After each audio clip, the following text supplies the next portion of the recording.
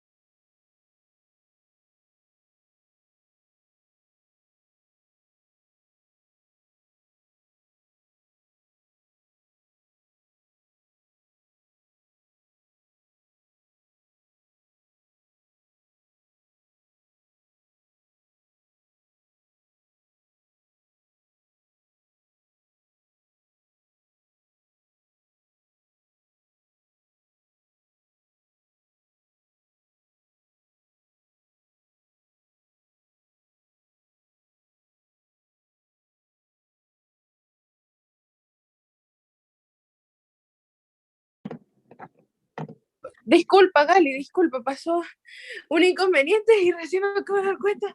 5:49 y corrí. No worries. I was wondering, maybe she forgot it.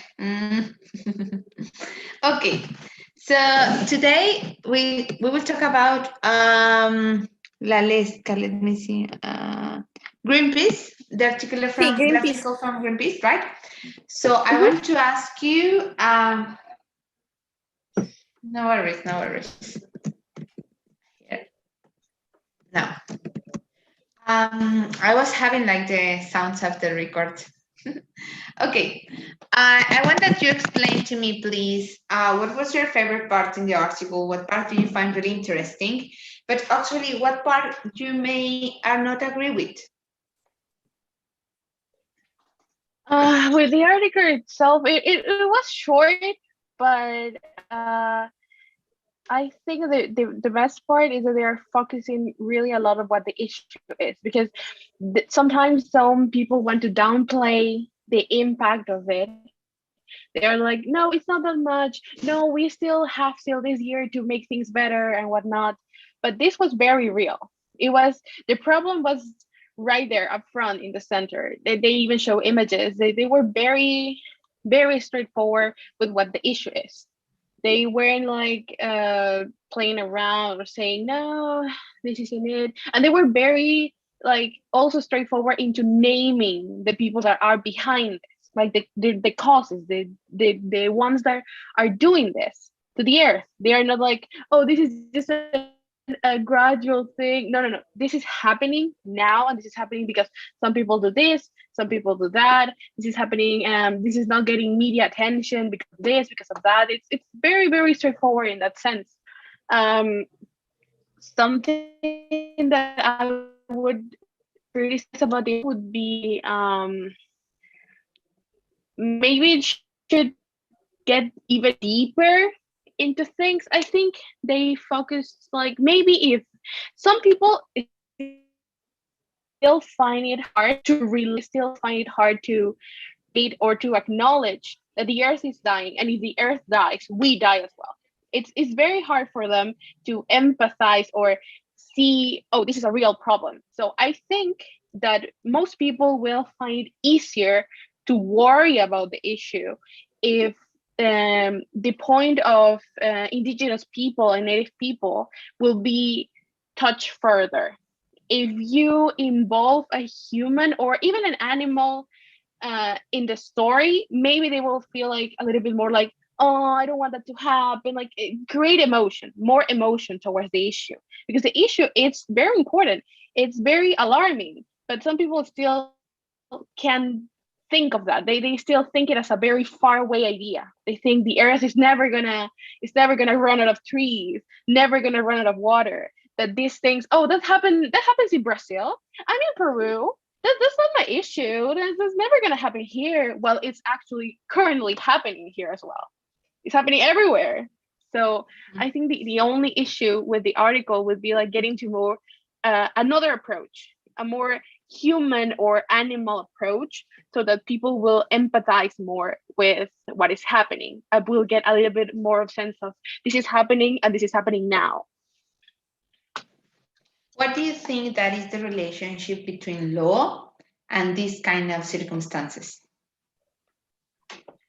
I think it all goes down to the idea of not having a balance.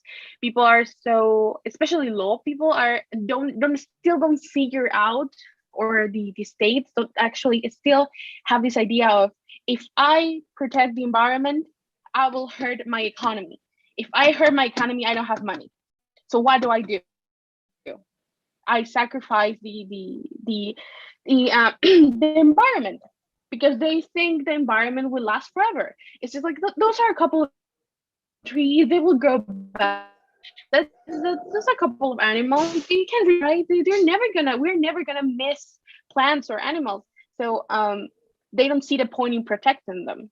They don't see the point in they don't see the future. They see, like, what do I do in this? Like, I'm a president, for example. What do I do so that things get better in this 5 years?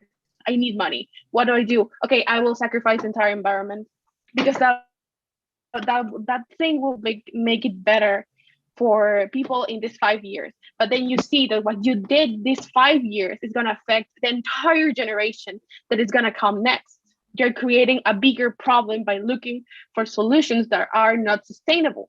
I think that law has to focus on sustainability, because if we don't focus on sustainability, there is not going to be a society that is going to be ruled by law in the next 100 years. There's not going to be any people. People are just going to die. So if law wants to protect people, because law is made around people, law is made around protecting life and whatnot, they should focus on sustainability. Law should switch that. Should be like, I'm not working. It's not economy against the environment. It's working together to find a middle point that will give us money, but that we will not compromise the environment now or in a future. If we just get rid of the entire environment by now for profit, there's not going to be any future. That's how I see it. And it's really, really scary. Yeah. And do you think that from like your space and doing what are you doing right now, you can help to this problematic or not really?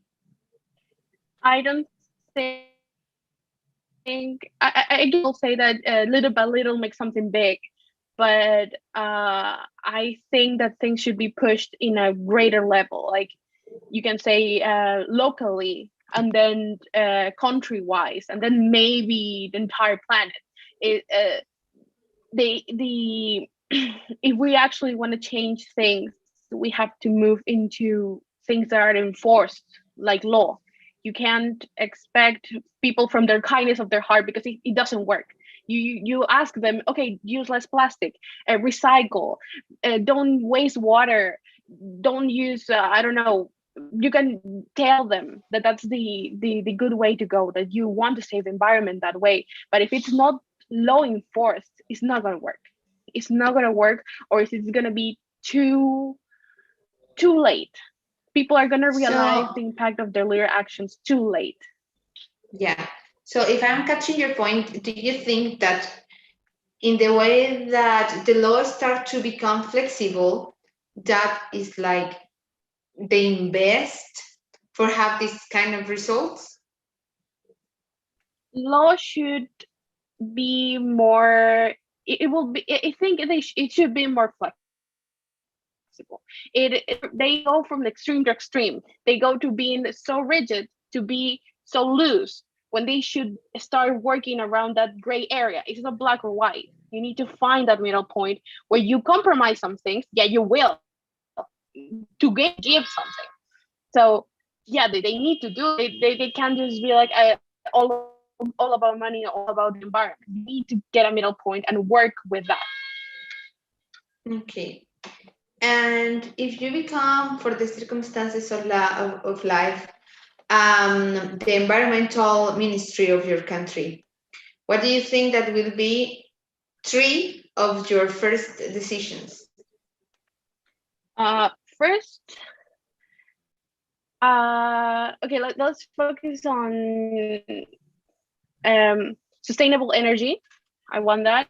Clean water, and maybe addressing the issues in the jungle part of Peru.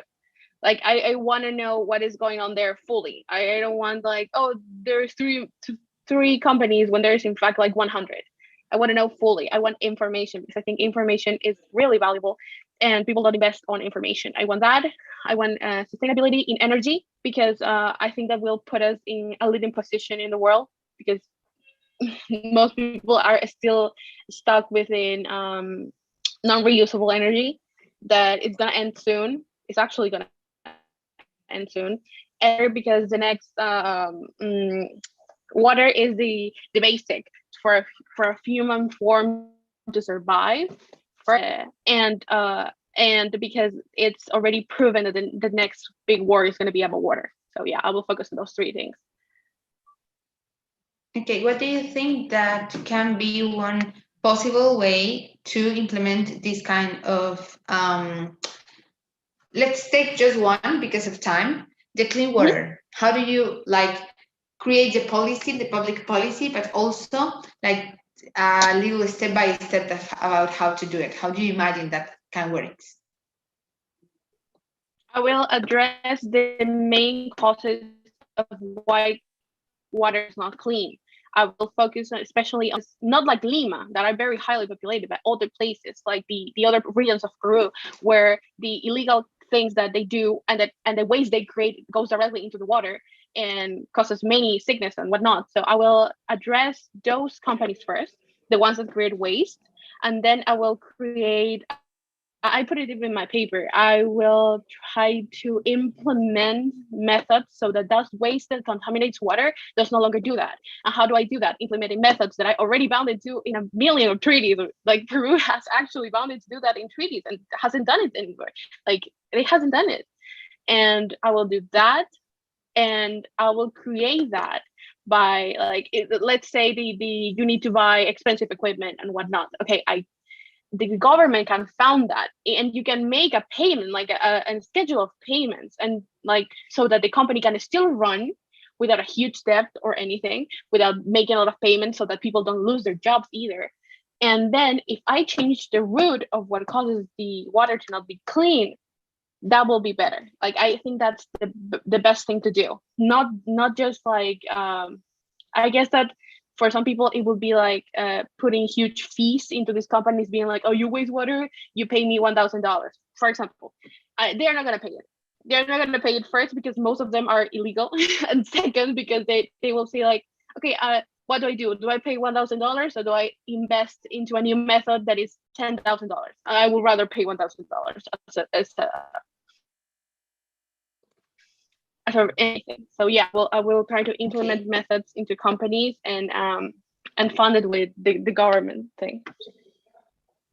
Okay, so thank you so much for your intervention. I will see you at 8 for start the lesson, and our debate session will be in 8 days.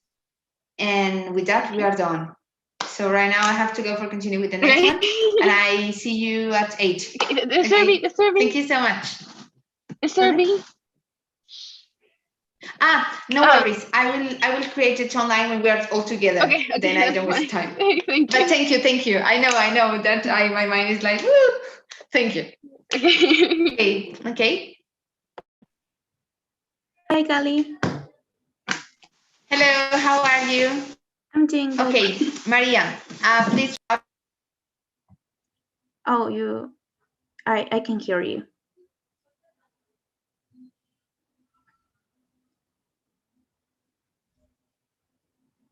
Gali, I can hear you. Oh, okay. Yeah, I thought you Sorry. because you were telling. I was talking alone. Okay. Yeah. I was checking what was your topic, and it's Brexit, right? Mm-hmm. So, do you saw the video that I sent it? Yes. Okay. I want to know, what is your opinion about Brexit, and if, of course, we know that happens already, but I wanted to imagine a huge possibility that the Brexit didn't happen yet. Do you think that is a correct decision or is a wrong one, and why? How do you support that? Okay. First of all, I think it's a very difficult political scenario. Going out from the EU, it must be very difficult, not just for this country, also for the other countries, and especially this period of time where they are trying to do a deal. It's not really secure to the people who are living in Britain or in the EU, because they don't know what's going to happen next. So first of all, we have the first scenario, and it's the worst one, that is the no deal scenario. Well, it's like today we are part of the EU and tomorrow we are not, and we are not going, and we don't know exactly what we are going to do on the borders, or what we are going to do with I don't know, with the British companies, the UK companies, that or maybe I don't know, I live very very close to the border to another country. I don't know, I live in Britain, but I go there to work. So what I'm going to do now, I'm going to do, I'm going to need a special kind of access. Or so what we are going to do, it's something that you are not very sure what's going on and what's going to happen. And they, well, sorry, and they are well, as we are imagining, this didn't happen yet. In this scenario, we are not very sure what's going on, but that's the worst scenario, and obviously it's not a good scenario for any of the parties. No, even for Britain, and not even for the EU. And the other thing that could happen is the hard Brexit. It's not like the no deal scenario. In the hard Brexit, we do have a deal. However, it's like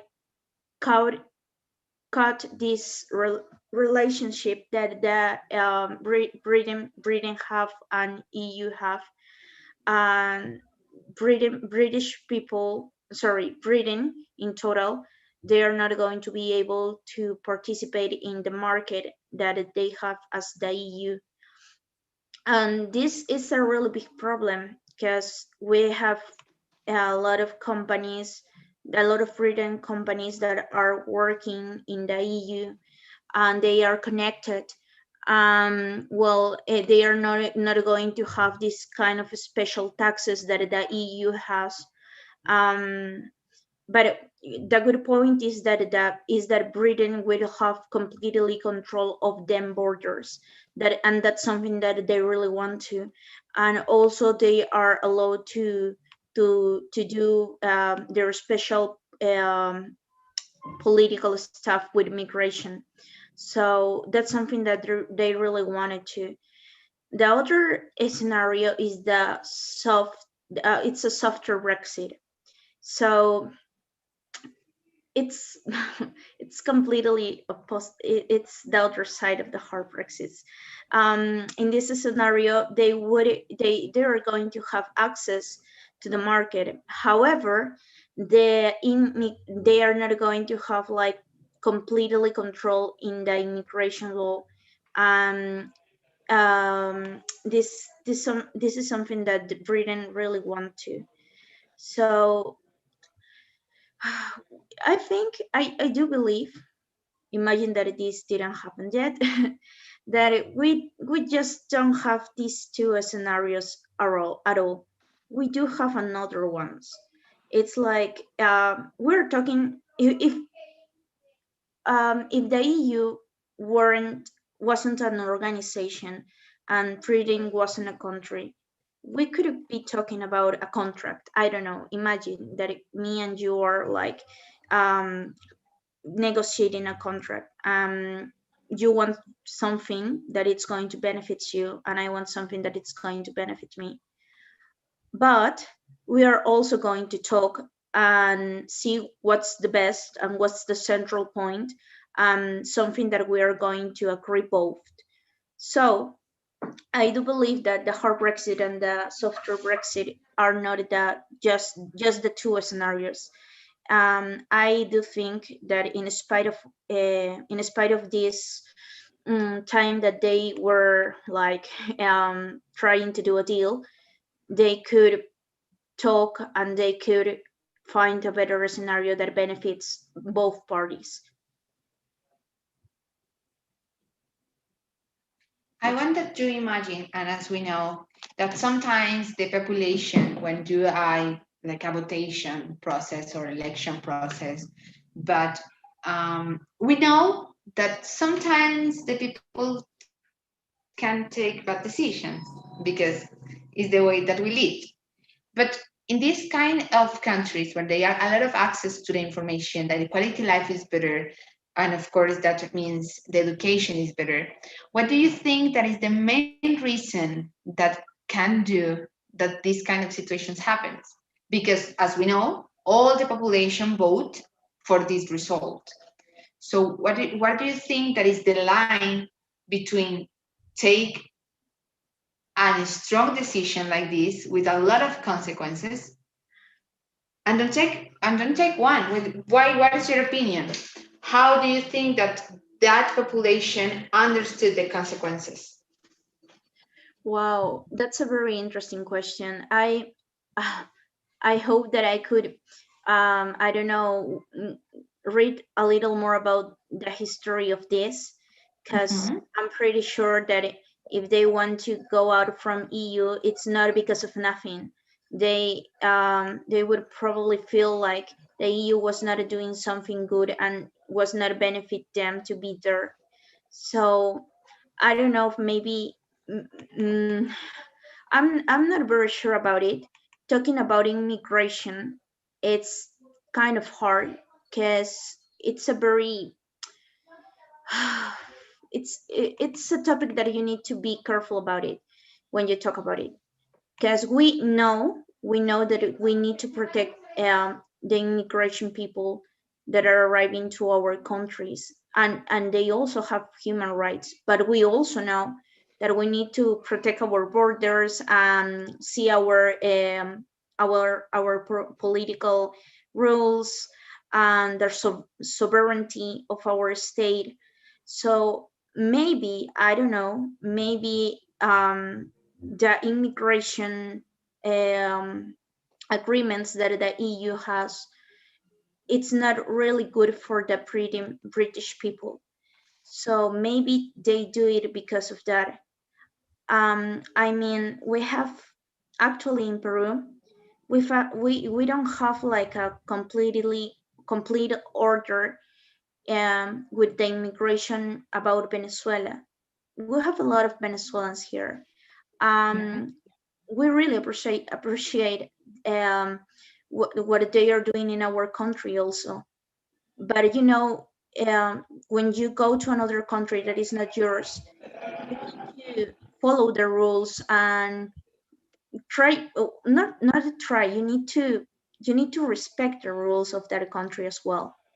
So most of Venezuelans are not illegally here, and I think most of these people that are from other countries that are going to them country are not illegally there. I don't know, maybe in some point they decide that it's enough, and I don't know, maybe that's the reason, because they wanted to go out from the EU.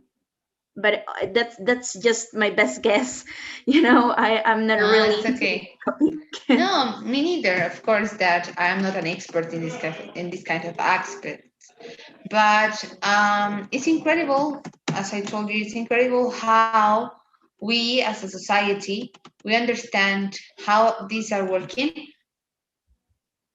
and take it analysis for other countries that has more development in such or a couple of areas, and how if we maybe study this kind of context, maybe we have the possibility to prevent some kind of issues in ours. And always it's a good idea try to understand, oh, just this is happening. No, it's actually important to know why it's happening this. But if we didn't know it, it's just have curiosity about it is the first step. So, Yes. It's good for me. For me, works in that way. You know, The learning process is always with curiosity. you know what? I also thought about a transition period. They do have a transition period. I think it was between 2019 and 2020 that it was the transition period. But I think that period it's very necessary to talk about in this deal.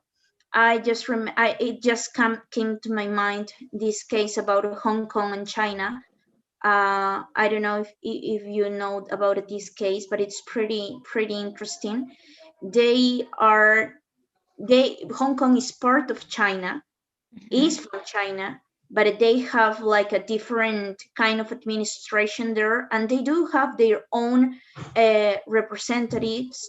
For example, China is, I think, not I think, it is about it has a lot of left ideas, and Hong Kong is the opposite, because Hong Kong used to be a colony from British, no, from the UK. Yeah, well, from UK. So when the relationship broke up between UK and this colony, well, that it used to be a colony, they did an agreement with China, and in that agreement they said that for 50 years Hong Kong is going to be like, it is from China, but it's going to be independent in some points. Like, for example, they could do a treaty with another country for themselves. They could have their own rights or their own judicial rules. They could have their own representatives. They could have their well. They are very they have a lot of independence in some ways. So I think that a transition period, that maybe it's not something that in UK we could have, because it is 50 years, but I think it's very necessary. Okay, with that intervention, we are done with our speaking calls. We are now finished like this process. The next that, I don't know if you listen, the last part of your partner, but the next thing that we will do is on the next Monday, we will have a debate exercise. And I will see you again at 8 p.m. hour from Bolivia. We will have our lesson. We will talk about cybersecurity and more or less other stuff. And then I will see you again on 22 of this month for do the last session, because they from the direction they do other course that is starting tomorrow, and they will use the platform on this moment.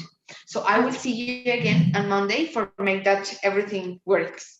Okay. So today tomorrow we we don't do. have more lesson. Okay, we do have classes today, right? At 8? Right, at 8. Okay. At 8. I will send a message because maybe the people didn't understand. I want to be Yes, I clear didn't that I get will it. see you, all of you. Yeah, okay. Okay. And yeah, I see you soon. Okay, thank you. See you soon. Okay, thank you. Bye-bye. Nice to see you. Bye.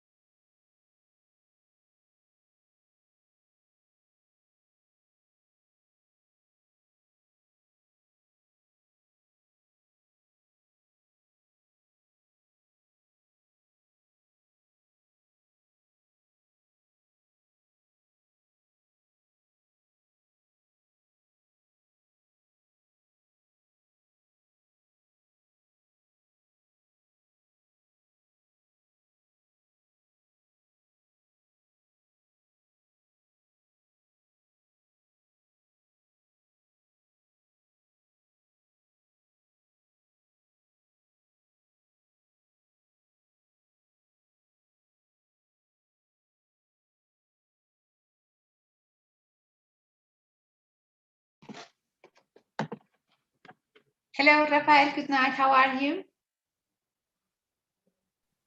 Hello, teacher. I'm fine. Thank How you about for you? connect you. Yes, I'm so good. Thank you for connect you a little bit early because the last one didn't arrive. So, okay, we have the patent exercise missing. I do the So, patent exercise. If you remember it, I talked to you about nuclear bomb and so other what is things the like one that. that you owe me? You don't owe me nothing? Yeah, about the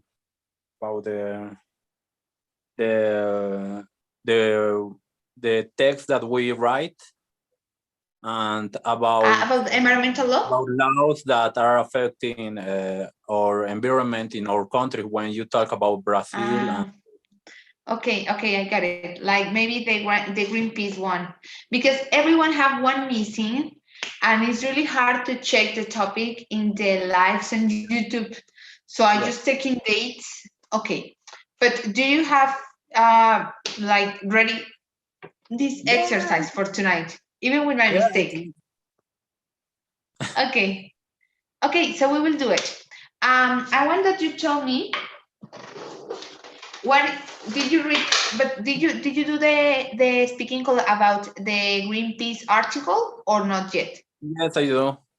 Okay, so we're talking about, I guess that is the one that talk, yeah, I get it. But So when tell you me, said that we could choose between the case of Brazil and or other of our countries. okay, yes, and then you have to connect it or compare it with other situations, like other legal circumstances, like a decision, a constitution, or an international act, right? I think it was the other. Uh, I Which just one? see that I'm not sure. Okay, but the important thing is about environmental law, Okay. right? So we will discuss about what is the matter or what is the importance about this issue in your country. What? What is see what like I had how? a case to talk to you about it. I think it was the speaking. Okay, perfect. We can start from there. But I just want to try to focus in because I was talking about Brexit. So I want to focus my mind now in environmental law. How Okay. works this environmental law in your country? And that will give me a context. And then you will start to talk, please, about your about the topic that you choose. I don't know how the environment laws works in my country. That's the problem. I never read about it. Okay, that is part of the problem that we didn't use this kind of information as daily. It's not so Yeah. something common. Even if I Okay, am a lawyer, I don't know a lot about it. yeah, okay. You didn't study at university? Actually, we don't have in my university the class of environment law. So yes, I don't see all it. Maybe Okay, when we are but in agro agrarian or agrarian, yes, agricultural? yeah, it's the most Closest. similar. Okay, so tell me about the case that you choose. Yeah, I'm going to talk to you about the TIPNIS. Tiffany's. Oh yes, You know, okay. it's I know what is that anonymous now, case. Yeah, but I explain it. it have Yes, a it's your it have a exercise. lot. It has a lot of problem. I think the problem started in the 60s. I was reading about the revolution of '92. I don't know if you know about it. No.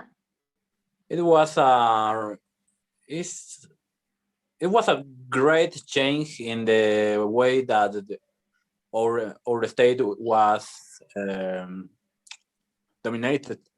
Um, it it represents a change for all the indigenous rights between other things, and things like indigenous cults have property that they didn't have in other times. Okay. Where And who was the one that worked more in that revolution? Evo? no, it was in the 52. I understand 92. I don't know, I 52. was like, oh, maybe that way was that Evo arrives to the power. Okay, 52. Got it. It was more like Victor Paz Estensor, or it was the president. It's Okay, complicated. okay. But the question is that when it changes started, it was some plan like the like that call it the expansion to the Orient. Okay.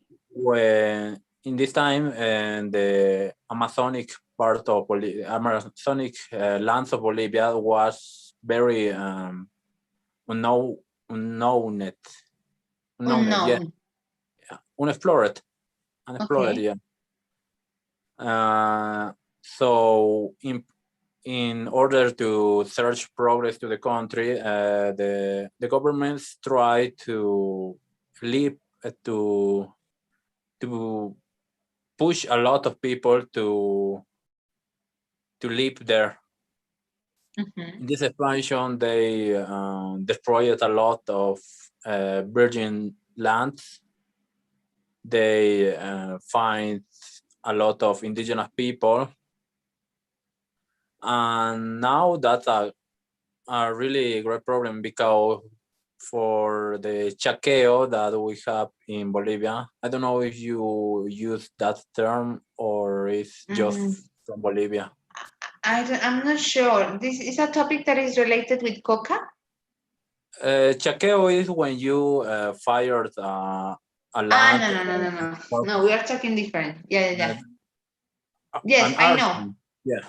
Yeah, it's a process that they use, like so ancestral, for put fire and everything, and then helps to down process in the earth for fertilize all the things that you put it on, or for cows, Yeah. like for livestock, dependent you want to do plant or use that the people have. So their when cows. a lot of people of Occident search a place in these Amazonic places, they fire a lot of hectares. Hectares. I didn't know how hectares, and that's a problem that continue nowadays. Okay. So when 3 years ago, maybe you know about it, Evo tries to build a highway in middle of the Tibnis, that it's a important place for these indigenous people that live here, and it's important place for all the environment that we have in this region. Sorry that I interrupt you, because you give me a point of view, and it's incredible how from outside of Bolivia Evo represent like the rights of our indigenous communities. Like from an international view, looks like if he represent all these kind of communities. And it's really hard to see and understand that by an economical interest, he is really involved in these cases, but against them.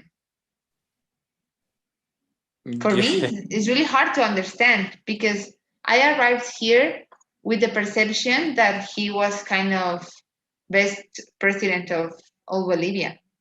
And when I start to realize the whole situation, is like, oh no, I was wrong.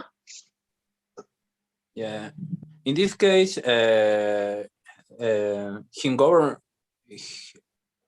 his government tries to build. I just said that, but actually, Tibnis is what is the name? Park? Reserve. National Reserve. National Reserve. And there are a lot of Natural Reserve. National Natural Reserve. Yeah. So there are a lot of laws that it was that they broke. Even a lot of people present some constitutional actions in order to stop that. Yeah. And as maybe you know, a lot of indigenous of this Amazonic region just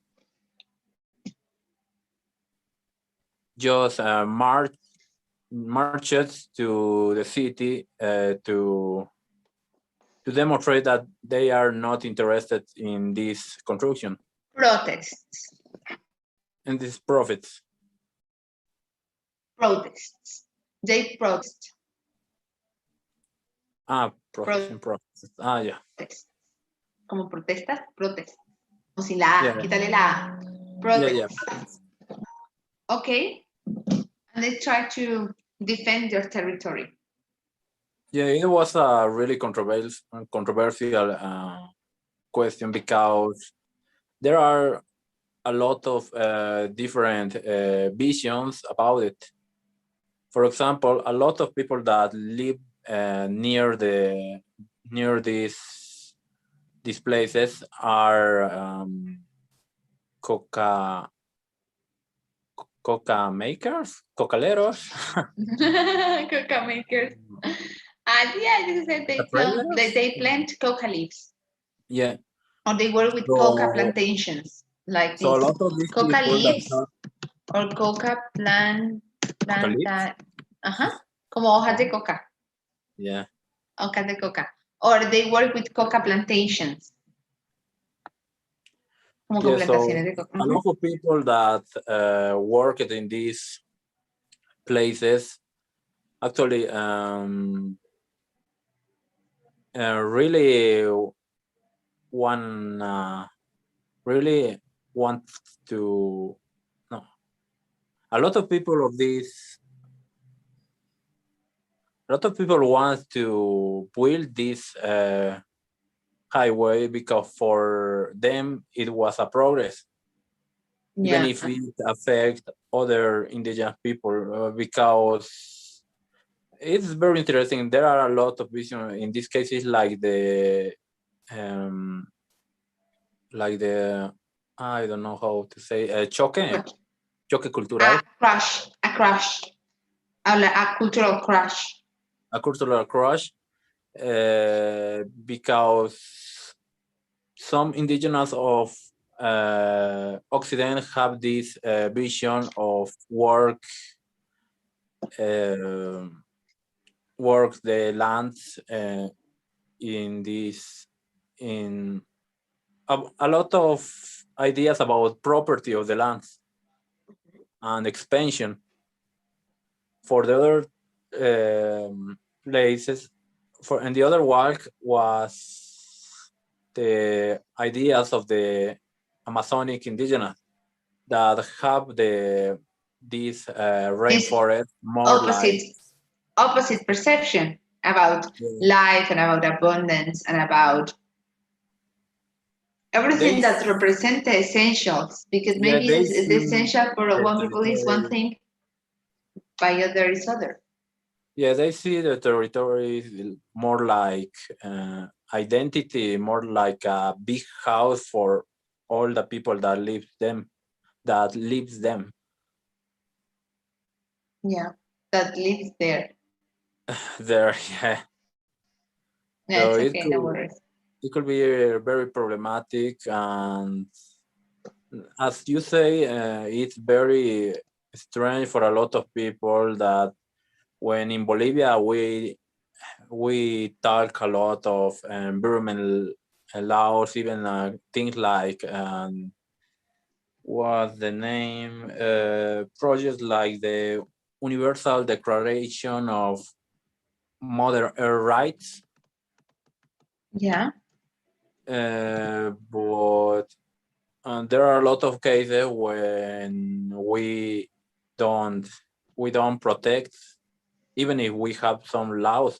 For example, there are other laws that really have problem with this this project of the TIPNIS. When you in Bolivia, when you are going to do something in a place where live some originary people, you need to consult. Yeah. But in this case, it it's like it was forgotten. Corruption. Yeah. Yeah, this is a reality in my country also. Okay, Rafael, so until now, we are done with our speaking calls. Thank you so much for your time. I will see you today at 8 to 8, from 8 to 9, we will have our lesson. And Okay. then the next session, we'll have it on March 22. And that day, we are over with our course. We finish it. We complete it. That day, we will have a debate. So I will create the groups. I will explain you everything at 8. But basically that. So now I just put your notes. We are done. You didn't owe me nothing more. And go rest a little bit for these 15 minutes. Okay. And then I am waiting for you at 8. I don't need to vote. No worries, because then I will see you, all of you together. So I can just put the survey and you fill it. But thank you so much for reminding that, because I always forget it. Thank you. Yeah. I see you soon. See you soon, teacher. Okay, bye-bye. Hello, Vanessa. How are you? Hello. Are you here? Hello, teacher. Good evening. I'm here. I'm so sorry for being late. No worries. Gracias, gracias. Okay. So today we have discussion about the United Nations International Law Video, right? And do you have the opportunity to see a part or to see everything? Well, I think I watched all the video. But I think the last 10 minutes no, because I didn't have enough time in the morning, but the rest of the video, yes, because it was a little bit longer, so. Yeah, no worries. What was the part or the most important part for you, and why? Well, in the middle of the video, I remember that the presenter said that, well, we have to make a change to our way to make a contract, to adapt it, to make a digital contract. So it was important to make an adaptation and not to create another, how to explain this, another code or kind of law, because it's going to be really, how could I say this, really hard to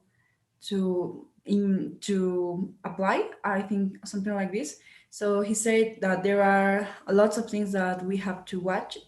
For example, well, when we are signing a contract, we have to watch, for example, the place, the time.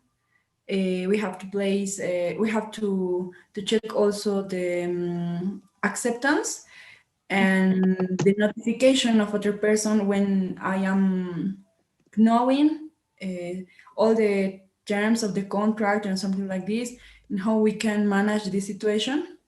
And this is going to be really interesting for me, because it's not like just signing a contract that is well, I have a person in front of me, and we are signing a contract, so I can say something, and if he or she doesn't say anything, well, we can understand this like an agreement, because silence is like an agreement. But what can we do when we are notifying someone with, for example, an email, a message, or something like this?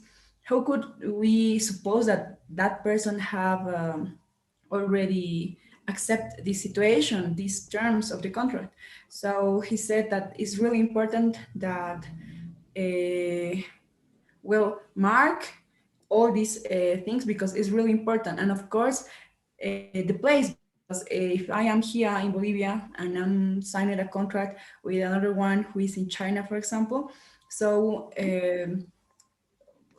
what is going to be the base of the contract, talking about the place, because we are doing something in two parts, in two really different parts of the world. So those are things that are really important. So I think that was the most important thing.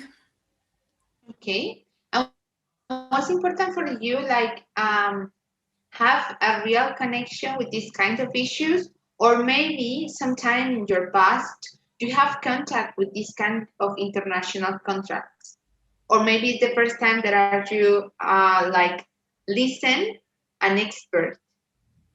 I think it's the first time I'm listening an expert, but once when I was studying, I don't know, I can remember the topic, but one of my teachers told me that we have to renegotiate all the things for renovate all the things that involve a contract that is made in digital, because we have some troubles that we can find in our constitution and in our laws. And that's the reason, because we can make a really procedure as correct as possible, because we have this kind of troubles. For example, if I am not agreeing with something but I didn't say anything, so the other part can understand my silence as an agreement. So it's kind of hard because we are not sure about these little details, because they are not little at all. Well, that teacher told me something like this. It was not as completely as this man, but I found a lot of things that are really important for me. So other Okay, Vanessa, I would please ask you that you leave this part of the contract that is really obvious as different parts, and leaving that apart, you tell me like the most important advantage of this kind of businesses, and the most difficult part, or the thing that you see that it's really hard to deal with in this kind of businesses, like dealing this about uh, different parts of the world that of course we know that it's difficult in all the contexts, about payment, about transport, about negotiation. Try to leave that apart and think about one advantage and the most difficult part. Well, one advantage could be the shortcut, because as the expert said, it's really easy to make a contract government to government, for example. And it's Okay. of course easy. It is not necessary to make a meeting in person. So for make a contract, because we can make in a digital way. So that is a really good shortcut. Could be for a private sector with the government, between governments, or between private persons. So I think that could be a really, really good point, because it's truly a shortcut, I think. Okay. And well, What about the like the grunt part or the wake part? Weak, the okay, weak part. yes, well, the weak part could be that it's really hard to make a process for me, because Mhm. as we don't know where are physically this person, and we don't know how to proceed in, for example, how can we act with the Chinese laws. So it's kind of Mhm. hard to ask for a devolution, or well, if something is not really good, it's really hard to find that person. uh, Refound. That is the word. Refound. okay, to refund that person. And of course it's Mhm. hard, of course, to being safe to this kind of staffas. I don't know how to say this. Estafas. Like you can be safe, yeah, to be treated. Okay. We to are be not treated, really como de safe ser to be estafado, treated. de ser robado. Exactly. Well, as we know how everything works in our countries, so or in the place we are living, it's a little bit easier to find some things that are really specific, or well, we can find a photograph and try to find this person, make a publication in the newspaper or something like this to find this person for makeup process. But when we are talking about another country, it's really hard. So it is not really safe, and making anything with a touch in your cell phone is really easy, but it's really unsecure also.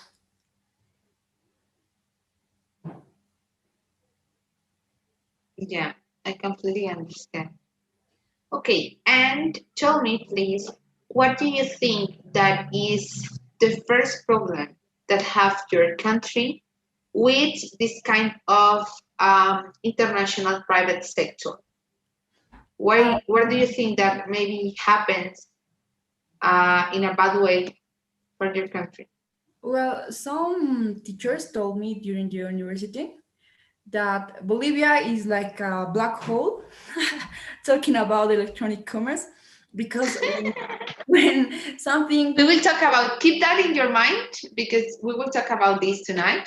And it will okay, be so useful have your point of view. We will do a little discussion okay, as always, but my idea is that you feel more secure and we talk a little bit more, like 20 minutes or 25. But this is our topic of tonight, so keep that in mind. okay. So for me, is that it's kind of hard.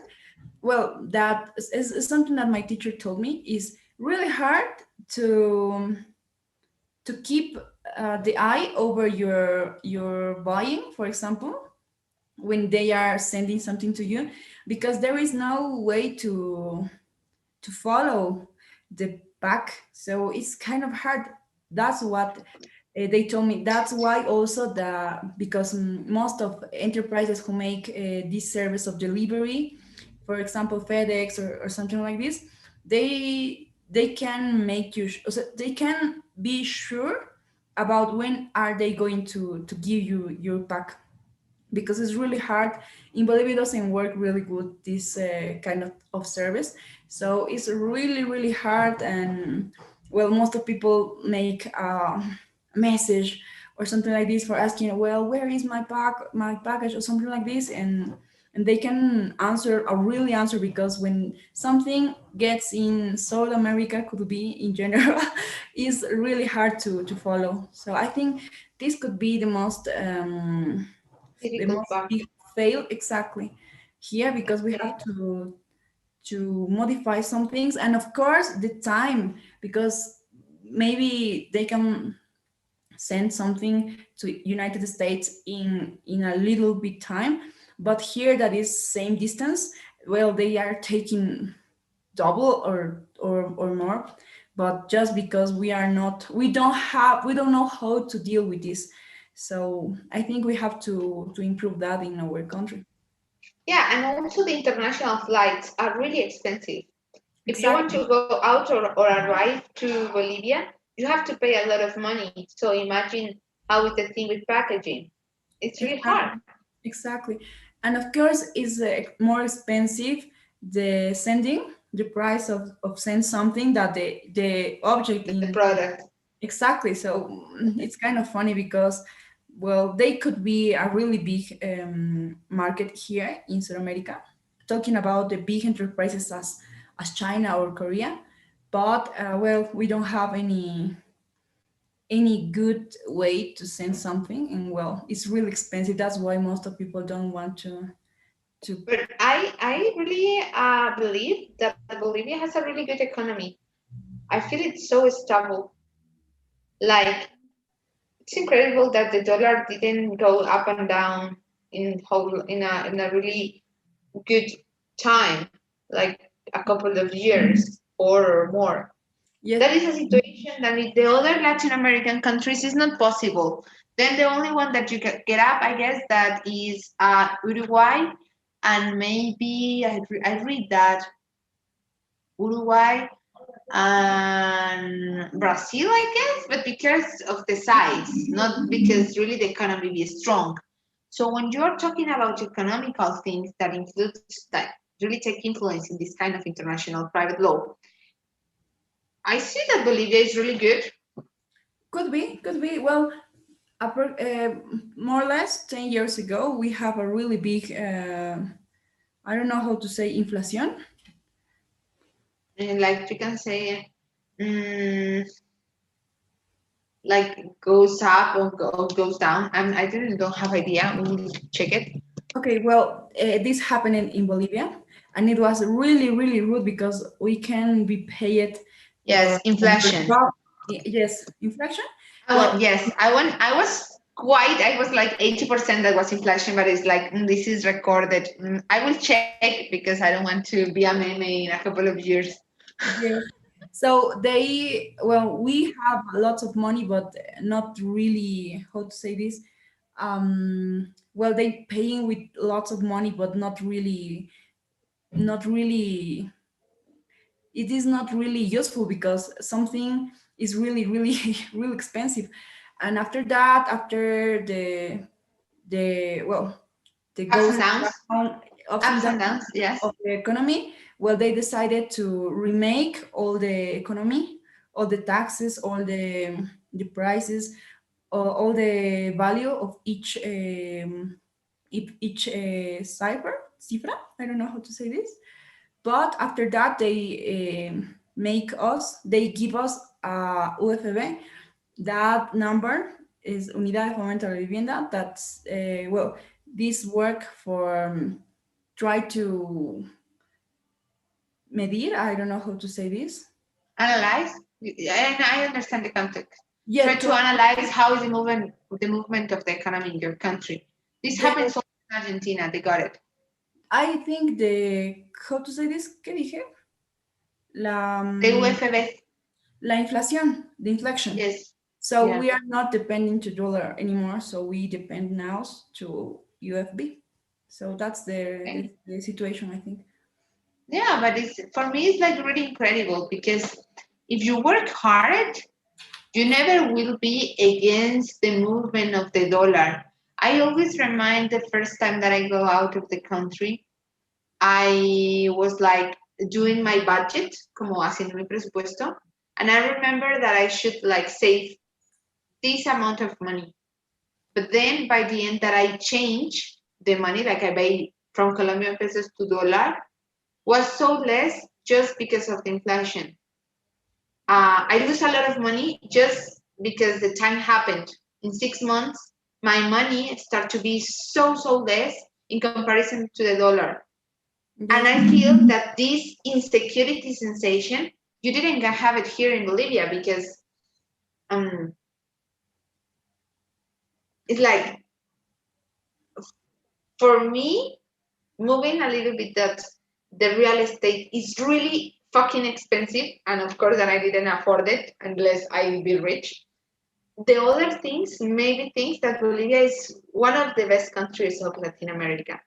Of course, with all the problem that we share, because we have the same issues, but for grow up or maybe create a company where when the economy can give you this kind of security for time, because seeing to the past, I can analyze how this movement will be in the future. But I have been moving, and same Argentina. See how is Argentina now? Venezuela, Colombia, Peru is having the same issues.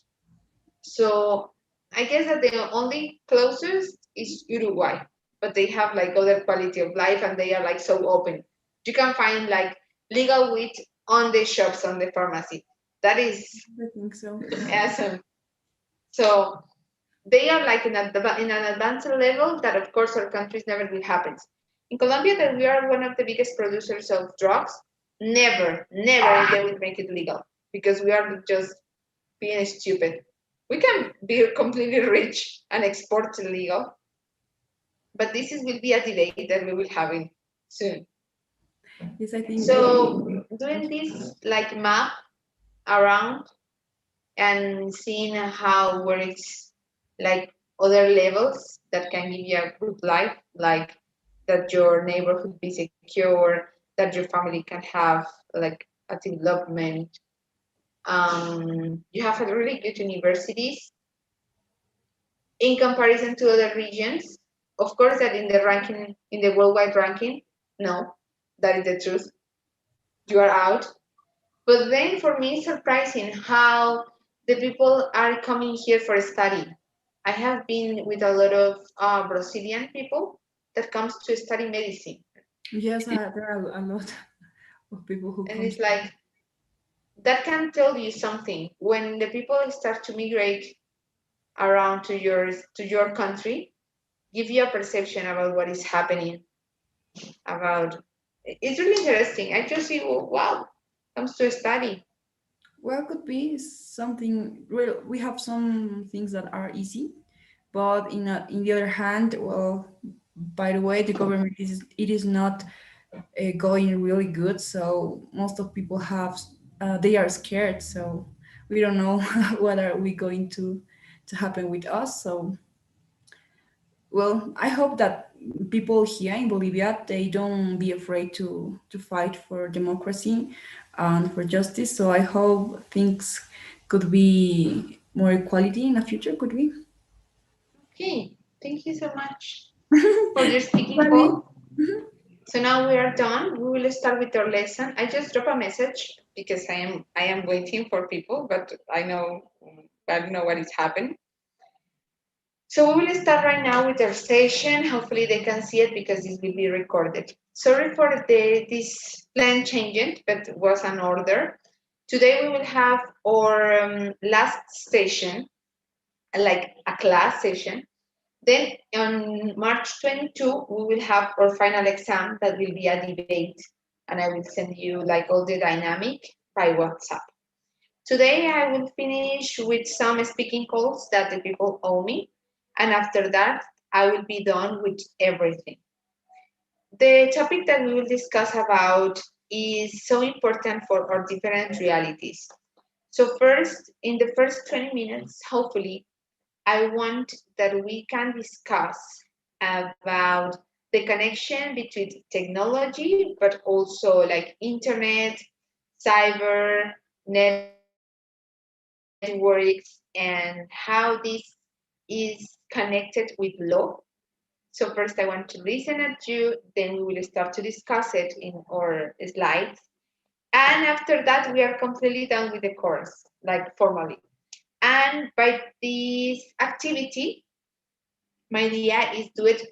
I am not sure if use the paper that you sent me and try to do a litigation process, like exchange and then try to find the weakest parts and debate on that, or try to use one really controversial issue that we can find a lot of around the world. But my idea is do couples, for example, Vanessa, Silvana, Maria, Analesca, Laura, and etc., and then have the speaking call continuous, like 30 minutes for each couple, and then see the debate, and from that I will take the score. That will be our final exam, in March 22.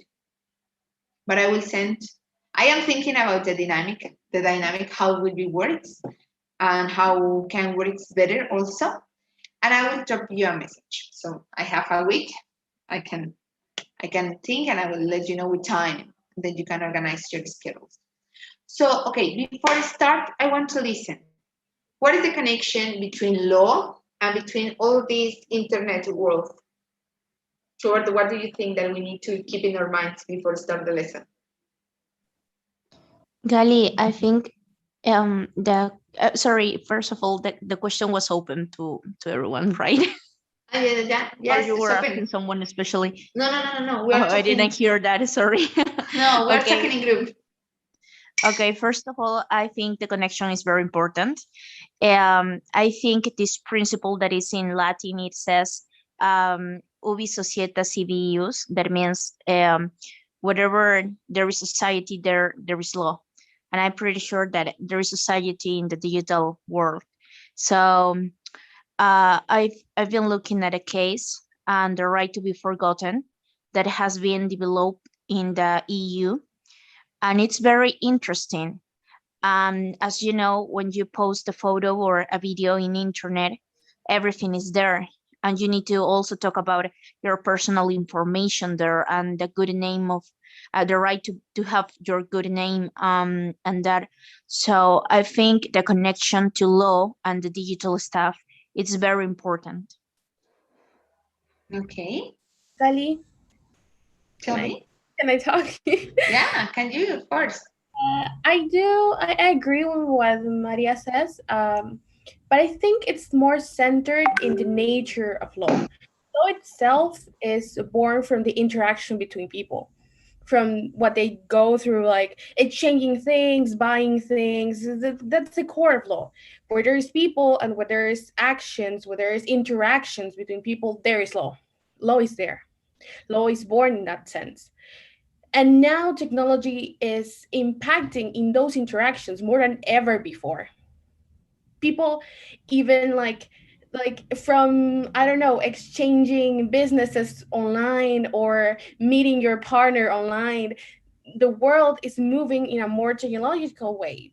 Like they're going into this internet centered view of the world, and our interactions and being done in this place, they are no longer only face to face or physical, but rather now we can interact with people we have never seen in person. Like we have never seen these people, and we are closing deals. We're closing deals between enterprises. We are meeting our partners and whatever. So I think that's why law has to enter into these places. Because if there is people doing this kind of relationships, interactions, deals, or whatnot, if they're doing this on a place, and we can call the internet a place now, of how advanced it is, we can call it a place. Like any other place, like any other country. It's basically a nation that doesn't have any borders. That's the internet. And if we don't get ourselves, that if law doesn't get itself in that place, it's going to be a land with no law, and everyone would do whatever they want. So law needs to upgrade themselves and try to realize that the world is more than what you can see now, or what you could see 15 years ago. Now and the future is virtual, it's internet, and you need to focus on that. Perfect. Who wants to talk? Silvana, Vanessa, or Laura? I'm open, or I can do the next question.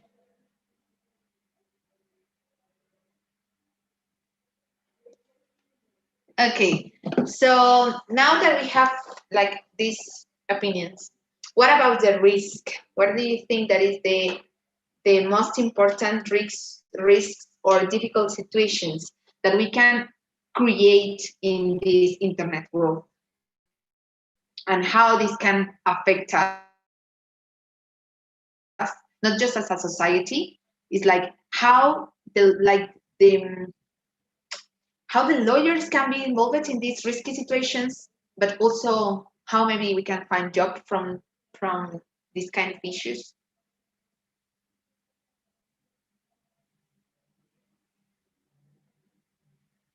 Do you know what I mean? Like, we know that also la escasez is people doing deals, connections, contracts, businesses sending money, products, whatever.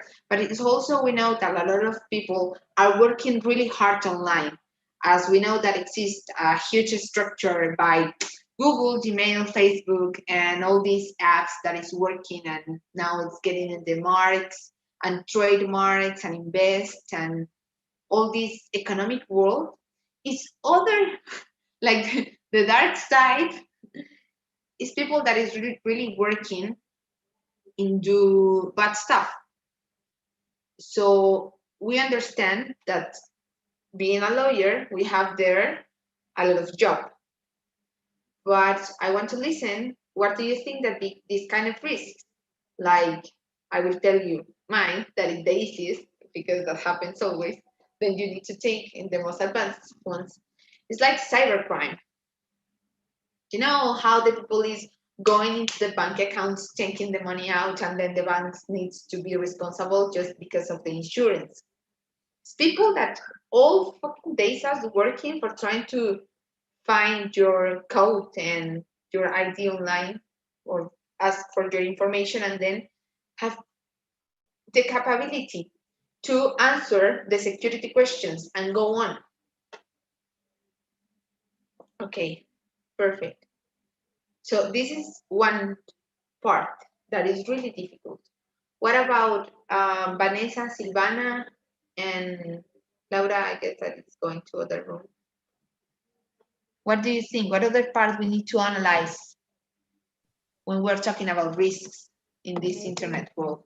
Maybe the protection of our information, or maybe if someone tries to replace another one, maybe you want to have an agreement with two enterprises, but imagine that enterprise doesn't exist.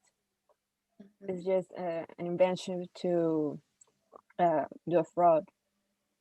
So Yes. that kind of things we can like regulate or have a specific law just for these cyber crimes in the way that we have to protect each other. Perfect. Perfect. Vanessa or Laura? Laura, maybe, I don't know if you listened that part.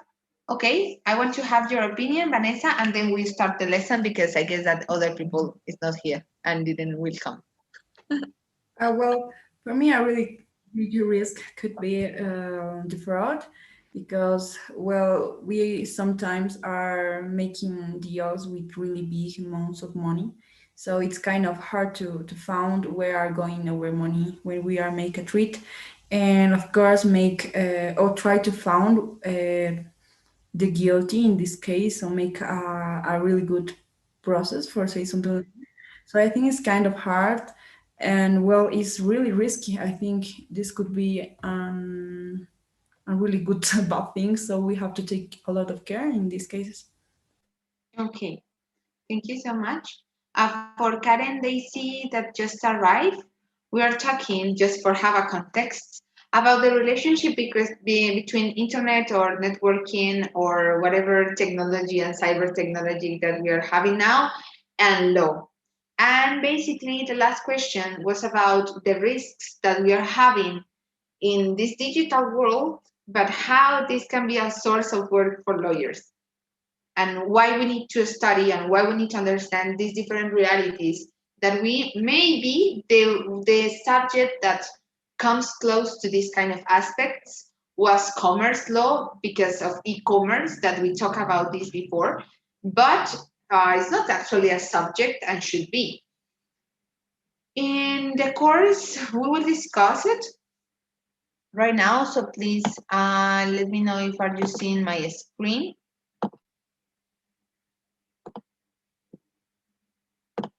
Okay. So as we were talking before, you know that the source of this topic is the internet uses.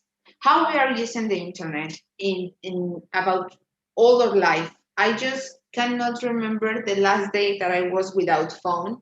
And this is quite sad, but it's my reality. If I'm not connected working with the law firm that I have in Colombia, I am having lessons, but also my friends are there, my family are there.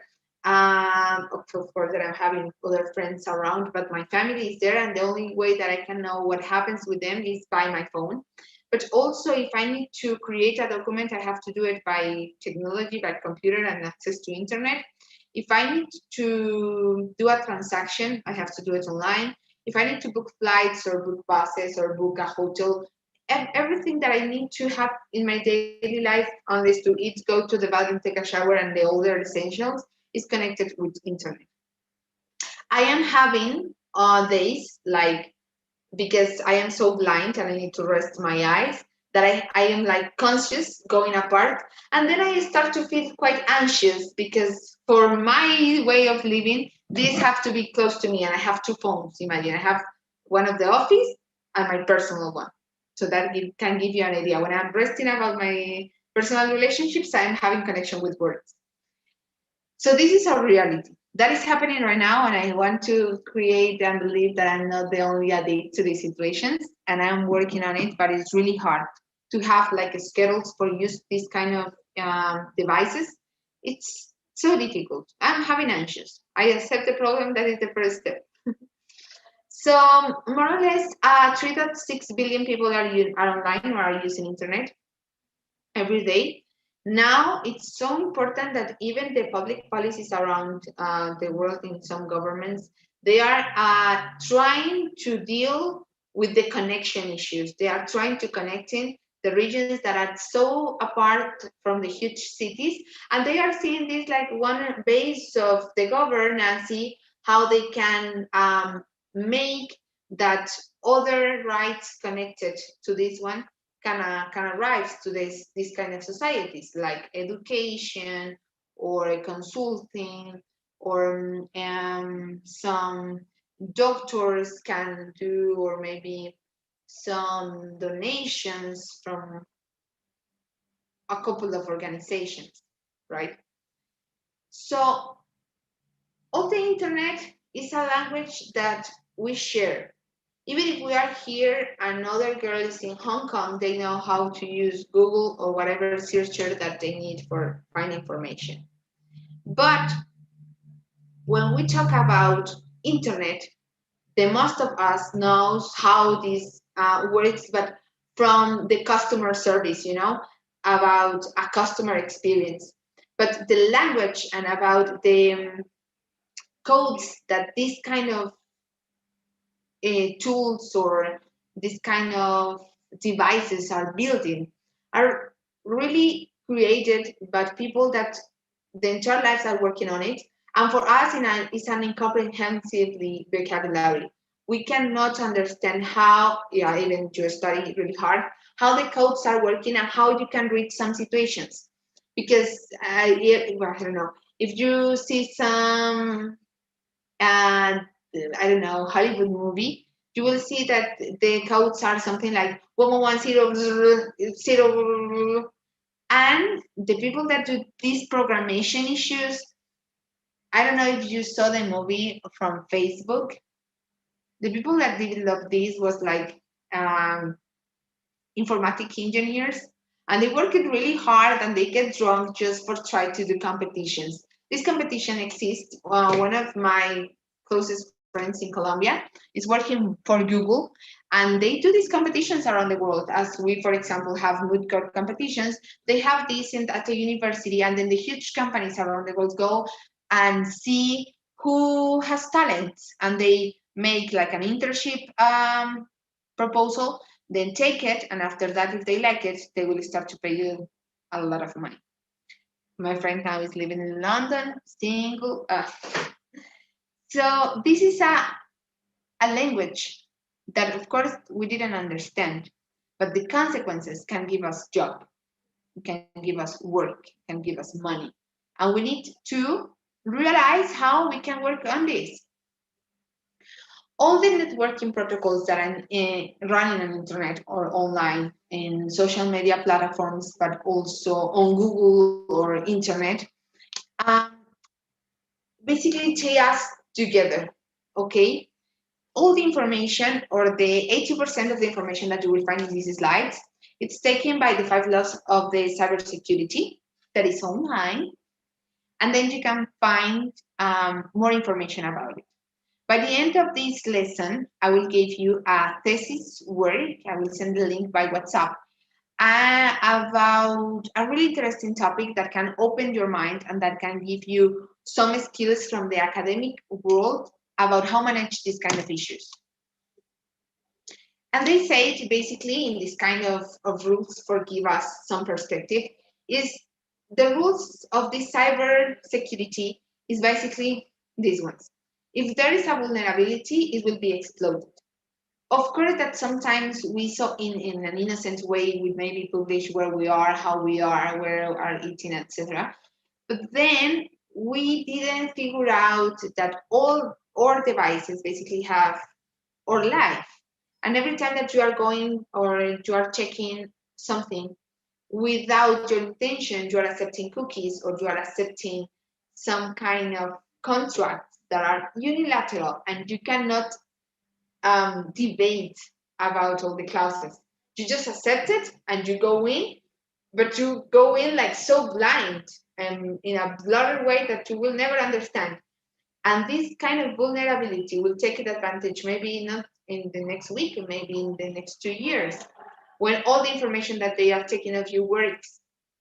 I never have like issues with my bank's accounts, but I have friends that they just empty the bank account, and then the process for ask for the money to the bank is really hard because you need to prove that it was a cyber attack, and we as a normal person or people, we didn't understand how this. I don't know, and then I have to start to call some experts, and then you are having expenses that you didn't expect just for have something that is completely yours, but also that you cannot be made responsible directly to some entity because you need to prove them where was the mistake, and this is not common for you.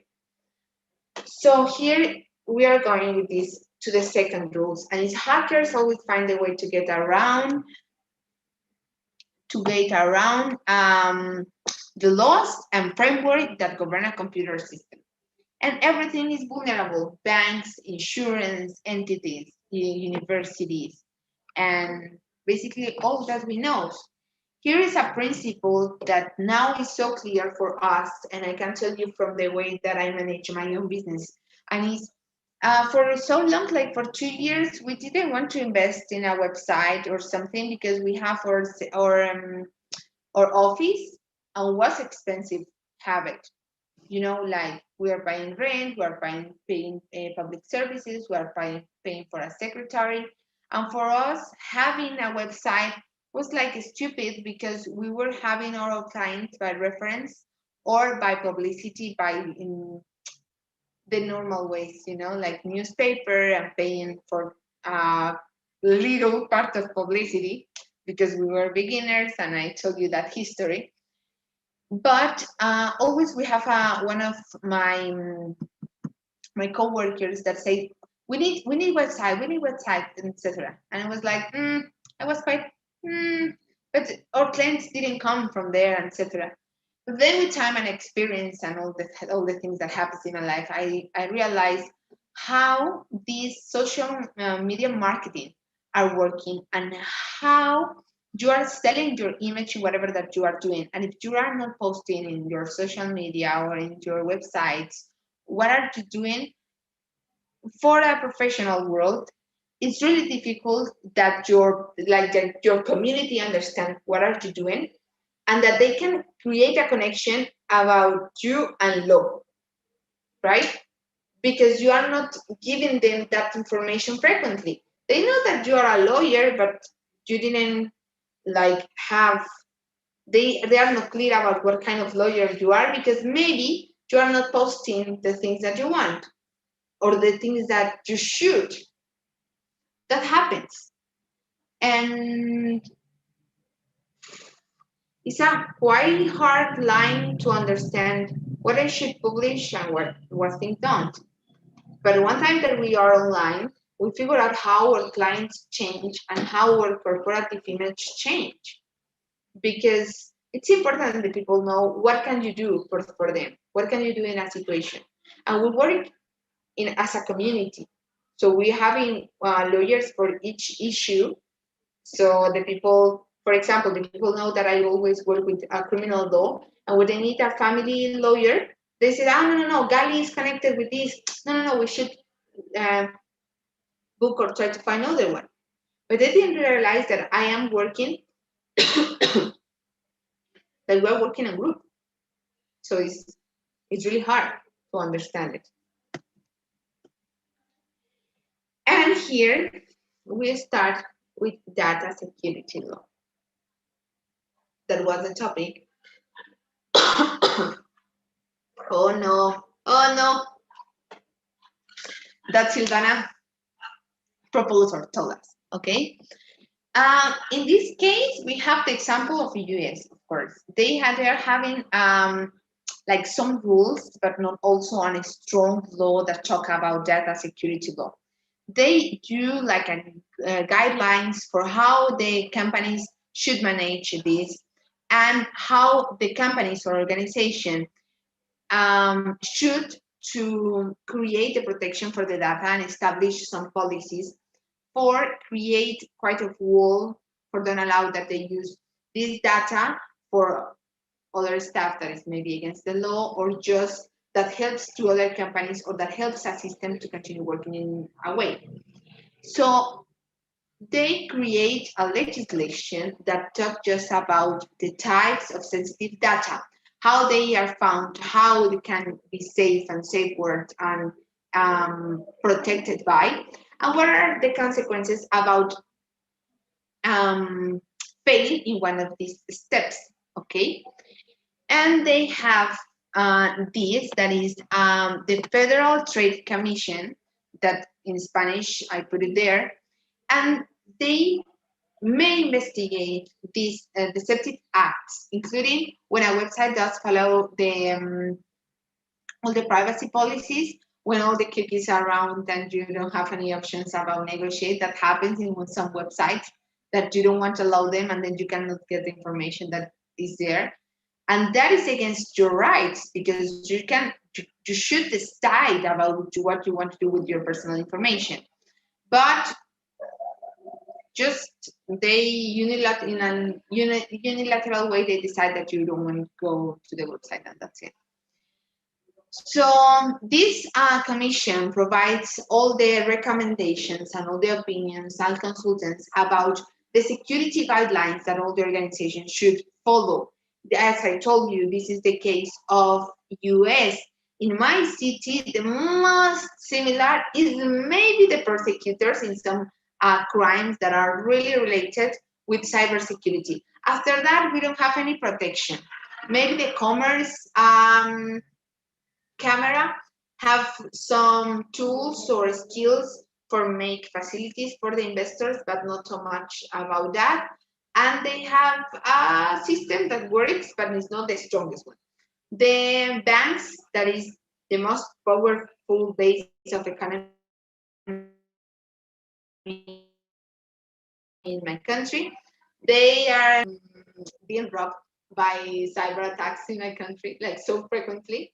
So if you cannot make that one of these companies that have a lot of money for dependent data cannot have your money safe, so can you what you can wait from the government that didn't invest that amount of money in their cybersecurity? Of course, that all your information is online. Even when you talk about some topic close to the phone, if I start to talk about, I don't know, babies, then in a couple of days, all the publicity and all the marketing that I will have around my social media will be about babies, because they are here, okay? Here is some guidelines that we can find in the huge law firms. Every time that you need to ask how to offer a service, of how to the people are having money from these kind of issues, you just go and find the best law firm that you have in your region, in your country, in Latin America, and find how they present the opportunity of find work, because they are making consulting process about the economic sector and about how this can be an opportunity or as a source of work. And it's not talk about copy them, but it's just getting inspired by what they are doing. Here we have a list, and of course we have it here in English, but it's important to understand it. Entonces, tenemos todos los temas de asuntos de crédito, eliminaciones de información, o sea, estos son como los derechos que están siendo protegidos en un aspecto muy general en Estados Unidos. Todo lo que tiene que ver con el uso de datos personales, hay leyes de administración de seguridad de información que requieren todas las agencias para la protección de los datos en Estados Unidos, la información en línea y el producto que puede consumir un menor de edad en línea y cómo se pueden hacer los pop-ups para ocultar cierta información, las leyes que exigen niveles específicos de seguridad de datos dependiendo de la organización. Por ejemplo, cuando ustedes van a entrar a una entidad bancaria que les preguntan cuál es su libro favorito, cuál es su animal favorito, su recuerdo, yo qué sé, de la primaria, etc. Son niveles de seguridad que obviamente comprar un sándwich por una aplicación no se los va a pedir, porque depende del interés de los datos personales que estemos manejando. Muchos de estas vulneraciones a la seguridad incluye el uso o el daño, la afectación a las políticas de privacidad conectadas con datos personales. Y esto es un derecho que nos corresponde, está reconocido en diferentes declaraciones o en diferentes instrumentos, pero que al fin y al cabo nosotros tenemos. Esto y más, porque hay como un blog de todo este cyber world, pueden encontrar en esta firma, Wisdom and Strong. Y tienen un blog muy bacano, donde ustedes pueden encontrar el tema que ustedes quieran. Obviamente todo está en inglés, pero utilizan resoluciones muy actualizadas de lo que está pasando en este momento en Estados Unidos. Y es muy bueno si están estudiando el tema. O sea, todo esto viene de un tema desde lo que le puedo ofrecer, que es simplemente académico, porque mi experiencia no es esa área. So basically here we have it on English, but for me it's a topic that is not in our breakfast every day. It's not something that we're talking every day. So it's important that first we understand it in Spanish and then we can discuss it in English.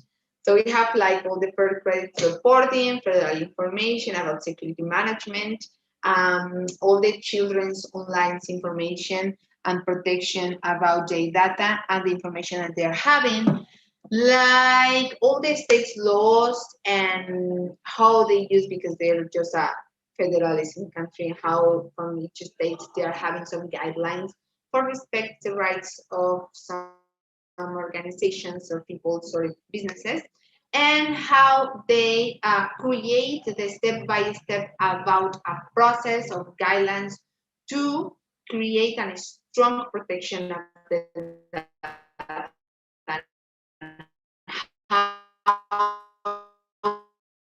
How they, these kind of commissions create and involve all the requirements on the data controllers and how this is connected with the digital world. We need to create a reasonable administrative, technical, and physical data security practices to protect the confidentiality, integrity, and accessibility of personal data. And going this is not just to read it, we need to analyze it. If we are having problems protecting some information, for example, I will give you the most simple one. For some of the women, we have a really open mind about if you are with your couple of your sexual partner. This is something so normal that you send some nudes. For me, of course, I accept other kind of opinions, but that you show a boobie or you just pose sexy for send something online with the hope that that love will never end and that person will use that against you. For that reason, you are like careful with which part of your body you will show, or etc. The people that is more conscious about do it, but the reality is that sometimes in that context, the people that is receiving the picture never will post it or share it because it's following his integrity.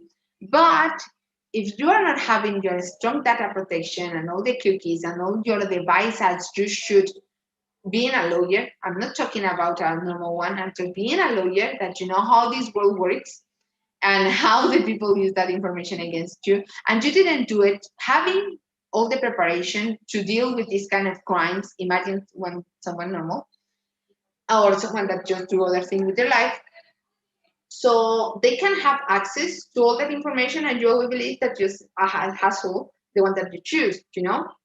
And these kind of acts are completely against about your mental health, about your physical health, about your life.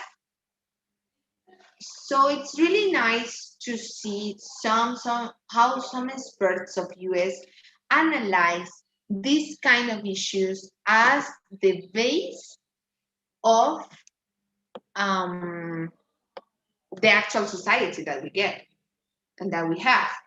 And this is the thing that says, I guess that was La Lesca. This is our reality. And this is how we should going, okay? They use like different documents. I just take a couple. Yes, I will tell you in a second. I know that it's really, it's like a lot of text, but it's how this works. This commission, for example, they have some cases. Of course, I told you this is just for the law firm and how I take it for there. And they start to show some examples about all the damages for violation, as well as civil consequences or criminal consequences for going, or all the civil actions that you can get if one organization, entity, bank, whatever that you have contact with, didn't follow all these guidelines. So here I really want to take this example, and they are talking about this amount of money for it. I don't know if you can see. So they are talking about $7,500 per violation. So for example, if your public policy cookies have a mistake, because this is a contract, and they are working like lawyers, but also with the people like web designers or engineers. But if your clause is going against and someone do that report in this commission, they will start to put these penalty fees for more or less this kind of money. So of course that if you are creating a business, you will pay by a consultant or by a concept for a lawyer for create a good clause. When you are talking about consumer privacy, you are dealing with international standards that protect the rights and that provides you insurance about what they are doing with your personal information. Here we have an example of these terms and conditions, right? So the first one, when they talk about your privacy. So when you visit any website, it's my store to retrieve information on your browser, mostly in the most forms of cookies. I know that for us, it's quite hard to understand what cookies mean, not in the literal way, but basically it's all the concepts, or maybe, I don't know how to say, all the requirements that they ask that you accept for going in a website. And then automatically when you get like allow or yes to everything, or yes, I agree, you are accepting a huge contract world when basically they can have access to your device, they can have access to your information, they can modify your information, they can take your information. It's like basically you're selling your soul to evil. But the most terrible thing in this case is that you are leaving them to have access to your data, your present data, your past data, and your future data. And in some of these websites, you don't have any other option to say no, because if you say no, you cannot go there.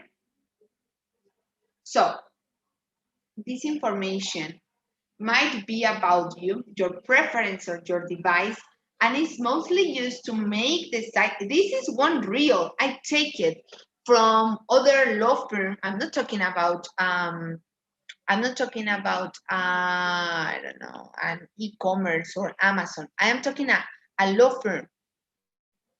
And if they are showing this, is because of course someone review it and someone concepts about and someone show that this doesn't have any problem. But see how dangerous is this information. See, the information about your device, and it's mostly used to make the sites work and you expect it to. The information does not usually directly identify you, but can give you more personalized web experience. Because we respect your right to privacy, you can choose not to allow some types of cookies. Okay, here they are like respecting the right. Click on the different category headings to find out more and change your default settings. These default settings es como lo predeterminado. Cuando tú le das sí, estoy de acuerdo con todo y no puedes modificarlo, es este problemita que aquí en este caso ellos no tienen. However, blocking some types of cookies may impact your experience in the site and the device we are able to offer. Of course, they are taking your information and your interest for selling to other companies, for selling the products back. This is how the system works, and this happens in social media. But they also have in other spaces in the same terms and conditions, the strictly necessary cookies. And here is other example. These cookies are necessary for the websites to function, cannot be switched off in our systems. They are usually only set in response to actions made by you, which amount to required for services such as setting your privacy preference, logging in or filling in forms. You can set your browser to block the alert about these cookies, blah, blah, blah. But in some parts of the site will not then work. These cookies don't store any personally identifiable information. This is just a case of a law firm. But the reality is that when you are talking about something less legal, they are using your personal data. So in the international world, they established some trust requirements, and they are having a lot of, and almost every topic that we can imagine. I just choose four, just for give you an example, an idea, and try to call your attention because you need to work on it if you want like a deeper knowledge. So we have electronic citizens, identities, and strong authentication, voluntary independency enforcement in software updates, a survey of industrial control system testbeds, a conceptual nationwide cyber situational awareness framework for critical infrastructures, and whatever that you want to imagine in this world for architects, lawyers, engineers, for artists, for the web developers, for freelancers, and etc. And we have the principles that, of course, is taken by customary law. That is fair and lawful, specific for its supposed, be suitable and only for what is needed, accurate and about to update or up to date. It's not to keep longer than necessary. That means if, for example, I want to sell you a consulting, I'll just take your data, analyze all the information, give you the consulting, or giving you the concept, and then after that, I'm not allowed even for send you promotions or whatever. That means that I cannot take your information more than the really thing that I need, and I need to this commission to show them that I have all the standards or all the system that is so protected and so root against this kind of cyber attacks. If I cannot deal with that, they will put a sanction on me for every violation that they find in my system. So even being a lawyer or having a law firm that is my business, if I am not having a good I don't know, a good background, and I'm not having the right people around me for analyze this kind of situation, I will have to pay a lot of money. But the good thing is that we are living in Latin America and we don't have to deal with that because this is not important. I don't have knowledge about any organization that oversees these relationships. Not in my country. Maybe I'm just so ignorant and I don't know whether maybe exists. But that we know and have like a social relevance, not at all. And we have taken into account the rights of the people and keep safe and secure. This keep safe and secure is an obligation that if it didn't happen, basically this principle can be the sustento or the support of a suit if you need to go in again to the bank. Against to the bank. I will give you an explanation. In Bolivia, if you create a bank account, if you don't pay by an insurance, basically the contract says that if you put money in some debit card or if you want to save the money in the bank and you don't have insurance, and some severe crimes happen, it's not fault of the bank and they don't will make responsible. So what is the point of the bank? I was like, what? In Colombia, it doesn't work in that way. But I don't know in Peru. But for me, it's like mind blowing. So what is the point of have a bank if they don't will protect my money? I don't understand. And then we are moving, let me see the hour. Yes. Then we are moving about the cybercrime. That is the only institution that a little bit disconnected with this topic in my country is the prosecutor, then Spanish is like Fiscalía General de la Nación. And depending of the crime, when we're talking about maybe banks or financial institutions, when you can find some frauds or you can find some crimes, and they analyze with witnesses and experts how they move the money from here to there, then you can find some analysis about this. But in other areas, it's almost impossible. So these new terms like cyber crimes, which essentially denotes the use of a computer technology to commit or facilitate the commission of unlawful acts or crimes. And this article, that is part of the one that I will send you, explains why we treat the cybercrime as a special class of crime and why we need a special statute to define the cybercrime offenses. It explains the relationship between states and federal law, notes the various types of cybercrimes, and surveys the offenses that are created by states and federal law in the United States. They have standards, really high standards, not so much as China, but they are having standards about the use of information. And when we need to create or when we need to debate or create an analysis, an academic analysis, or maybe just because on our litigation or in daily life as a lawyer, we need to sue a bank and we don't have the whole information in our country just because, I don't know, they don't legislate about, or we don't have how inspired or principles or our basis. It's the way when we went to some countries just for say, okay, judge, this is how they are working.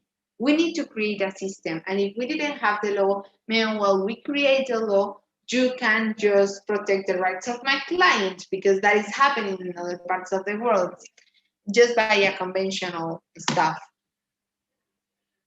Cyber attack as an international wrongful act.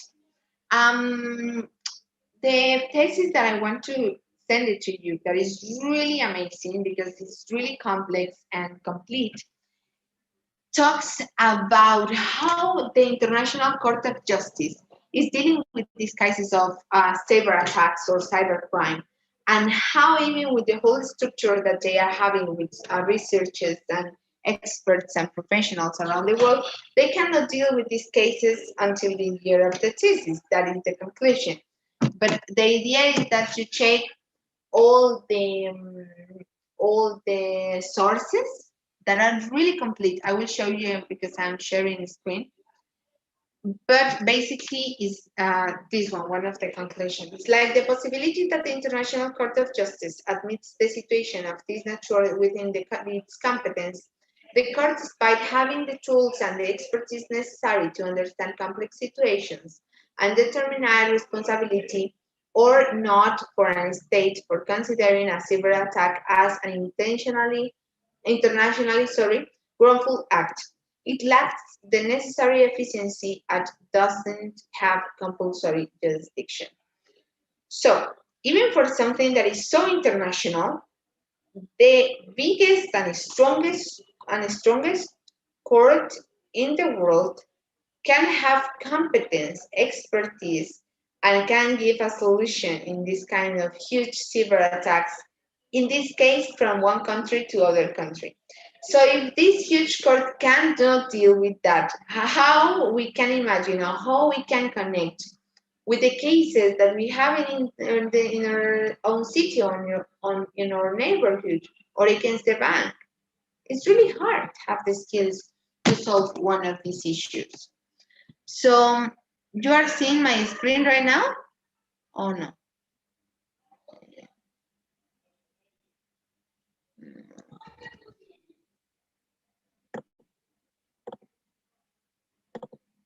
No. Now. So you have here like 169 pages, but they analyze this that I have been told you.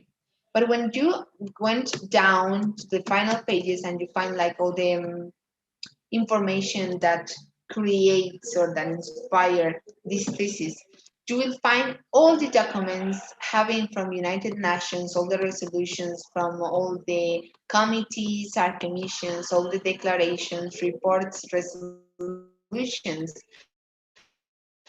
about human rights. This case or this thesis is from Costa Rica, so we are having just inspired by these legislative acts.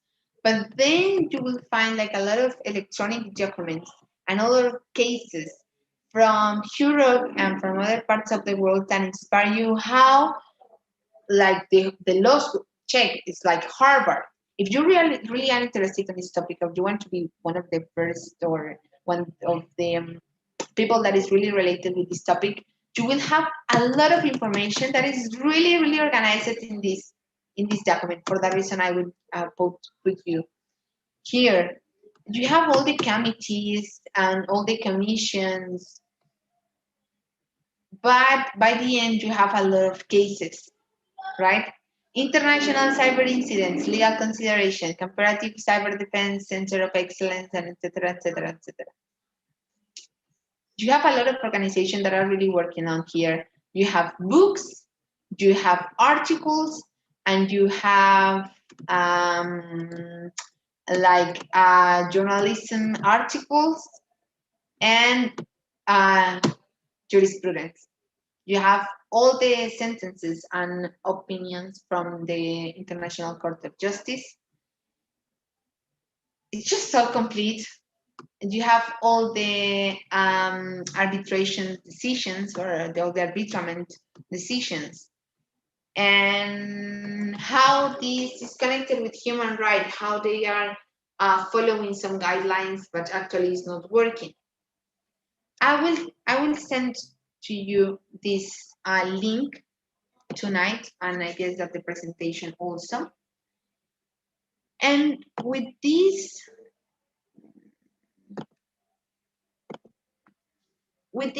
we are closing our course. So the things that we have missing is organize the final exam that I told you. We will do it on Monday, and I will try to create couples, and we will do a debate. This is our final lesson of the week. Tomorrow we don't have lesson. We won't have lesson, and the next time that I will see you is on 22 of March. I am just continue here with Karen, I guess, because Krisha didn't arrive. And yes, and we will finish with the speaking calls that are missing. Then next, all of you are done with me. You don't owe me nothing. So I want to ask you two things that is important for me. The first one, I want to have a picture. I don't know if you want to get like so organized. If you want, we can take it on Monday. But if you prefer and you don't have any trouble, we can take it today just as a personal, just like a personal gift. For me, it's always important. I have like in every course, I have the picture with my students, and waiting that maybe someday life cross our path. I am going to Sucre. I guess that I am moving to Samaipata, close to Santa Cruz, for a couple of months. And then I guess that I'm going to Sucre. So hopefully I can see some of you because we are in the same city. We can go to drink some wine, beers, or whatever, get drunk in some street of Sucre. And then one day when I return to Peru, or maybe hopefully I can go to other countries, I would be so happy to see you. But basically, we have been like dating for 2 months, and for me, it's special. So this, I know that it's a special requirement, so it's up to you. Maybe one of you don't want, I completely respect it. But I don't know when, maybe on Monday or today. For me, I don't have trouble.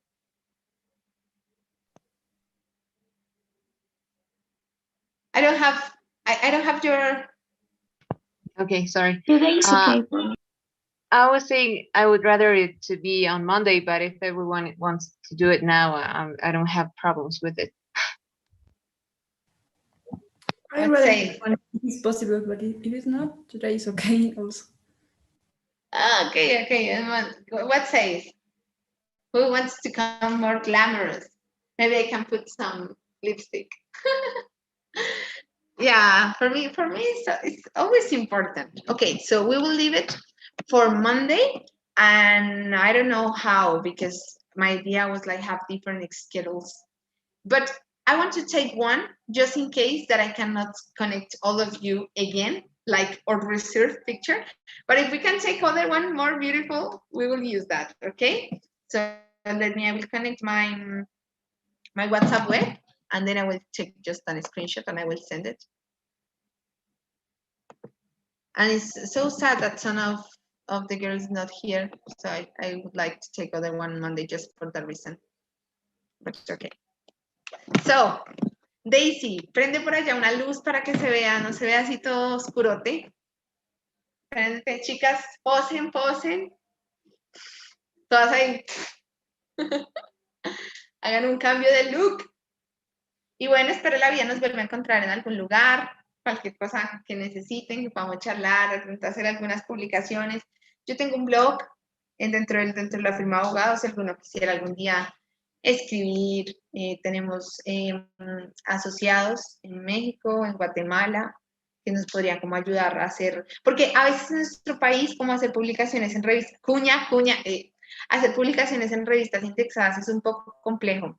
Pero yo tengo todos los contactos para hacerlo en Colombia, tenemos contactos para hacerlo en México, en Guatemala, y teniendo el canal, pues puede ser un ejercicio un poco más sencillo para quien esté interesado en este mundo académico. Dime, Silvana. I have to go. I have class. Can you take a picture? Like, Yeah, fast. Smile. So, 1, 2, 3. Voy a mandar otra. Esperen. María, no te conectaste. Sorry, Dale. I'm just logging in because I have classes too. Sorry. La última. 1, 2. Sonrían. 2. A ver, quiero creer que no me equivoqué. Y la última, si alguien cerró los ojos. Por allá María ya se fue. Bueno, chicas, tienen que... Ahí. La última. Abran los ojetes. 1, 2, 3. Listo. Ahí tuvo que haber salido una, no me digan que no. Me encantó conocerlas. Les voy a mandar conocerlas y conocerlo. Les voy a mandar todo por WhatsApp. Váyanse a clase. Y... ¡Ay! Esperen. Ya cagamos. La votación. Vamos ustedes, antes de que se me vayan.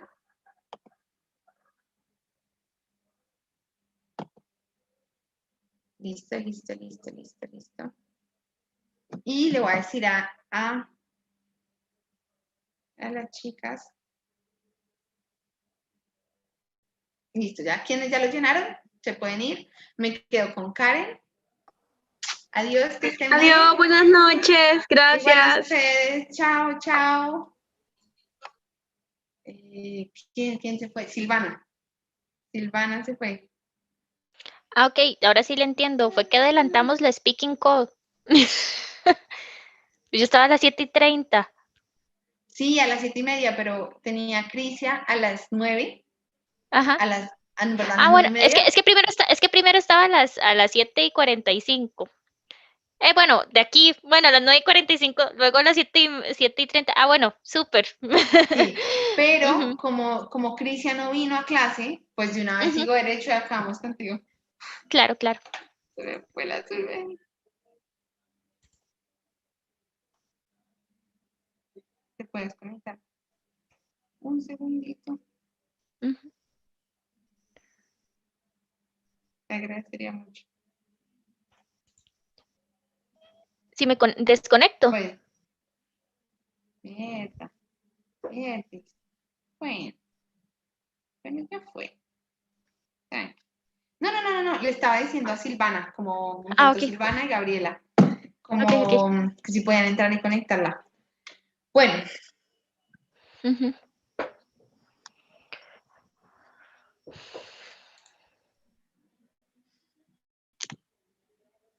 a ver, dame un segundito.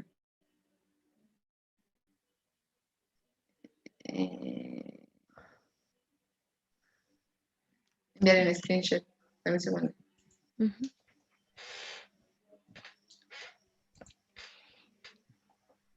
Listo. Ujú. Entonces, nosotros teníamos un tema pendiente que era, voy a buscar mi recordador de cabeza, que a mí si Era no, si no de se me cae porque la tengo pegada, te lo juro. Agrarian Law. Era. Karen, conflictos agrarios, perfect. Ujú. Okay, Karen.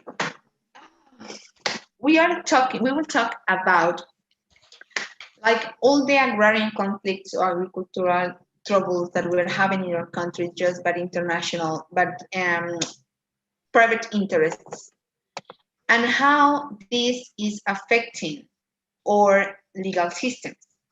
So I want to know your opinion and of course your context in Costa Rica, how these are working. Okay, about agro industry, we have right now better legislation that protects everybody in the system.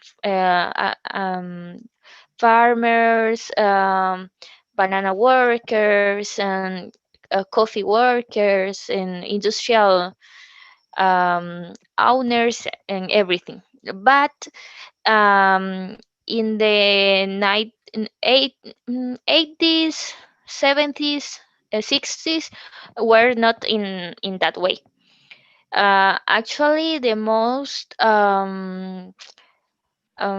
harmful conflicts were developed in 60s and 70s when a big company from United States exposed banana workers to a nematicide. Like it's like a pesticide in the banana plantations, and they injure everyone in the zone. That workers at this time from 70s have not been to reach a compensation for that, and the compensation for that damages it's very low. I have been in some cases that are with people or children or nephews that are trying to revenge their families, for example, for that reason. And I have been in some cases, and they in the better case are reached to get I don't know, around $2,000. Mhm. It's very low for every damage that they have suffered, especially because their grandfathers and grandmothers and even mothers that are still alive had been sterilized with that pesticide and nematicide. So it was very. I think that was the most unfair or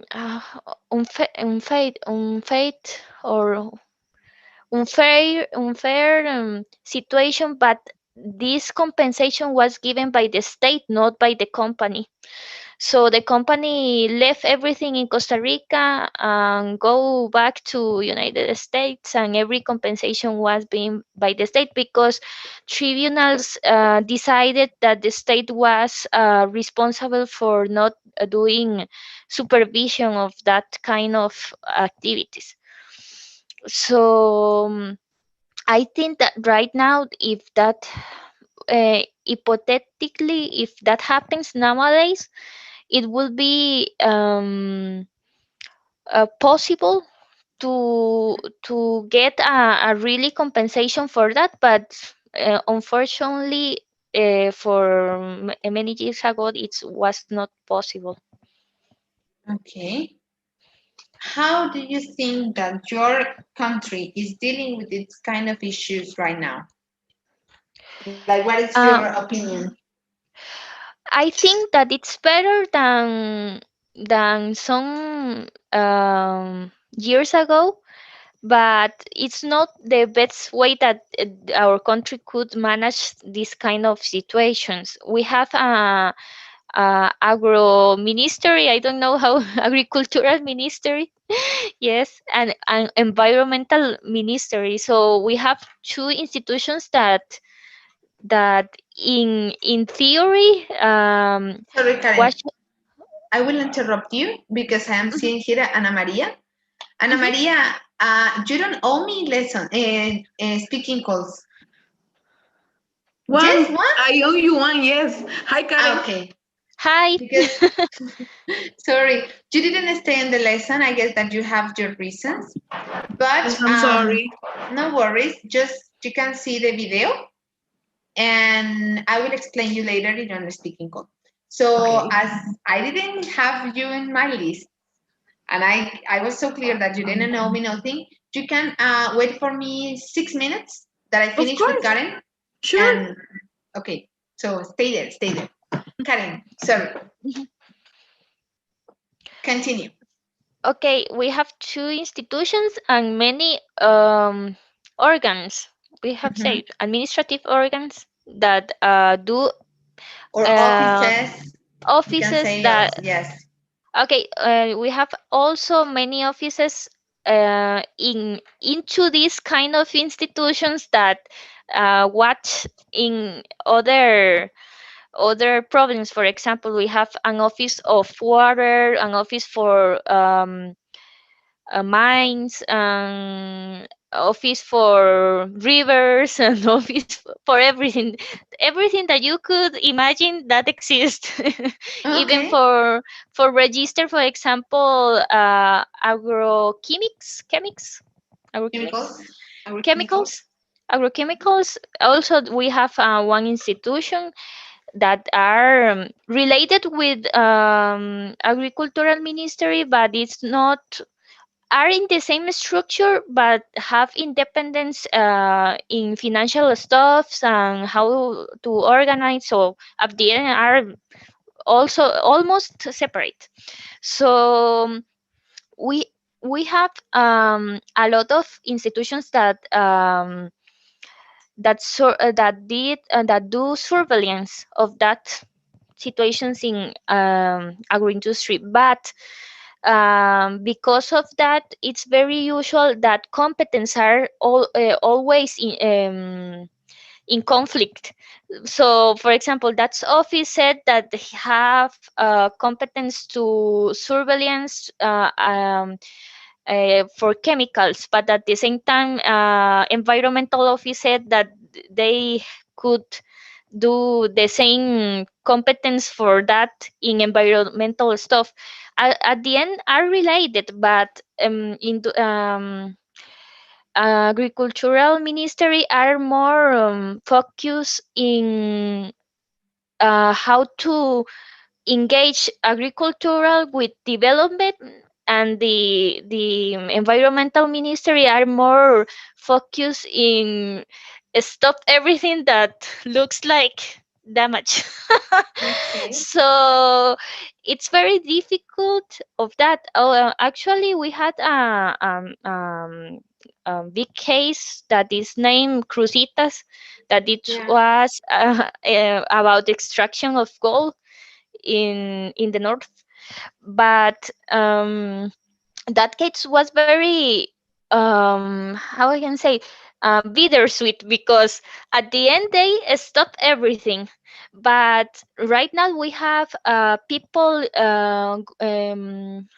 from Nicaragua that are extracting without any I how can I explain, any Yeah, like procedure or secure procedure to extract that. So at the in end an illegal we way. have.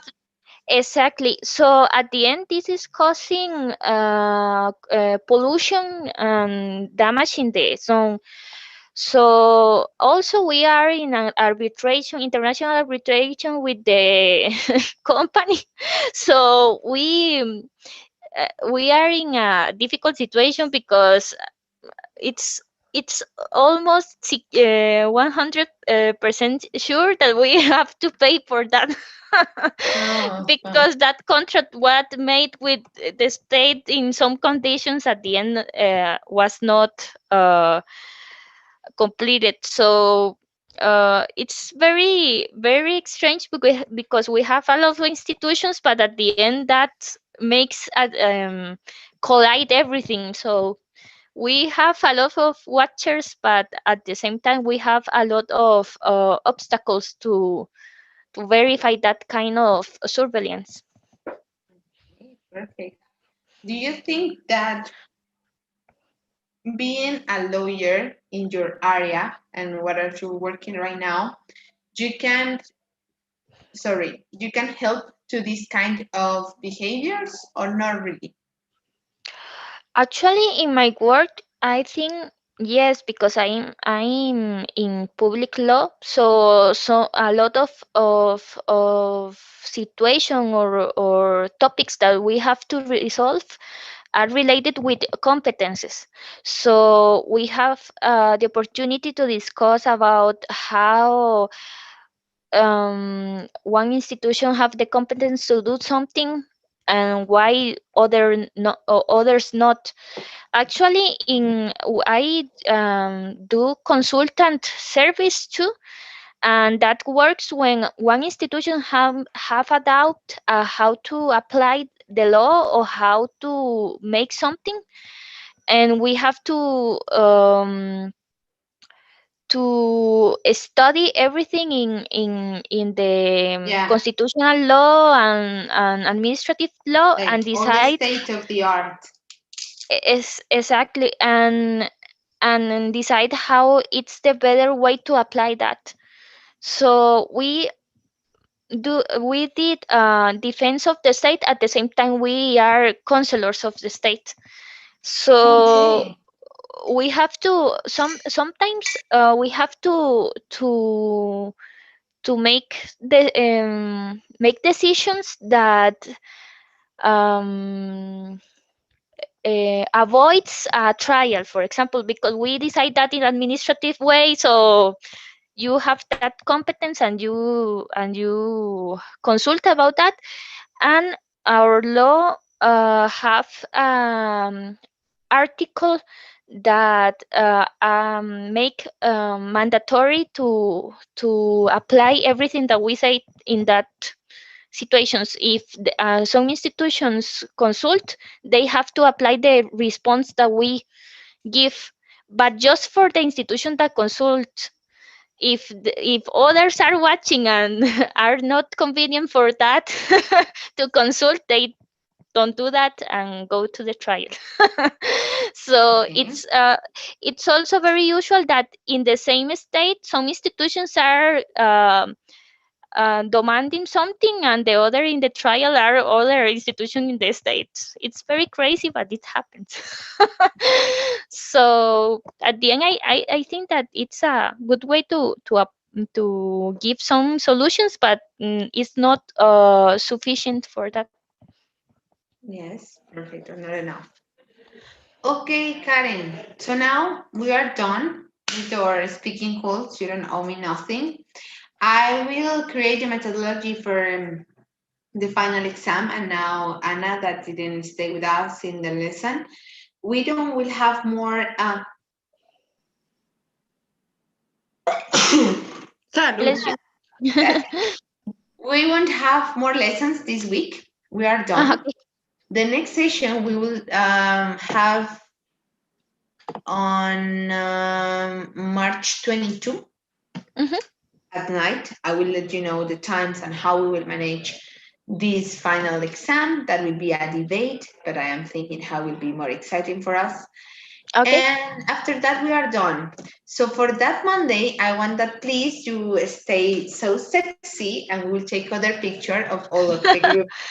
Because today we have like a couple of missing and we were like, just wake up like, hello, I'm here just because it's our duty. But yeah, I want that please you take a shower. Okay.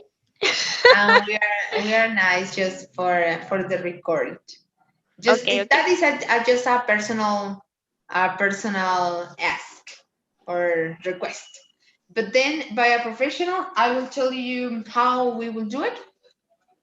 How we'll do that final exam. I have date, I have a score, I have everything. And yeah, so that's it. So thank you so much, Okay. Karen, for your time. I will see you on Monday. And bye bye. I continue here with Anna. Okay. Thank you. Chao, Have, Karencita. and I Chao, just Anita. ya claro, amigas, pinches. Es que nos conocemos, es que nosotros fingimos nuestro profesionalismo. No, es que Anita trabaja en el tribunal y yo trabajo en la procuraduría, entonces nos vemos mucho porque, o sea, no somos como, vamos a ver, Anita es la parte neutral, pero yo voy mucho al tribunal, entonces nos vemos mucho por allá. Ay, qué lindo, qué chévere. Bueno, algún Sí, día espero ir a Costa Rica y vamos a tomar cerveza. claro que Muy sí. bien. O pueden venir a Bolivia. Yo voy a estar en Bolivia los próximos 2 años, así que si quieren venir de paseo, para que las espero.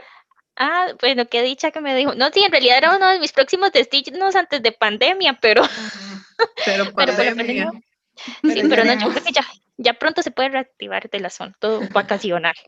Bueno, Súper. entonces que pasen buena noche. Igual, Igual Karencita. ustedes Chao. Chao. descansen. Ana, acabo de encontrar mi falla técnica. Tú me debes la speaking call del miércoles 10. Sí, señorita. ¿Tienes el tema? Me vi todo el video. Me Ok. encantó. ¿El video de qué lo viste? ¿De cuál de Este, todos?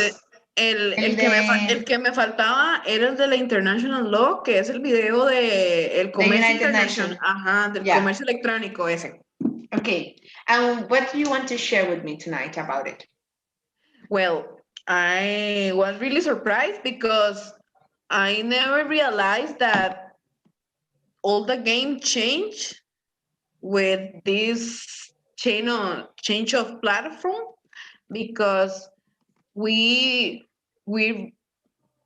are using all the electronic stuff, but the law is not moving with it.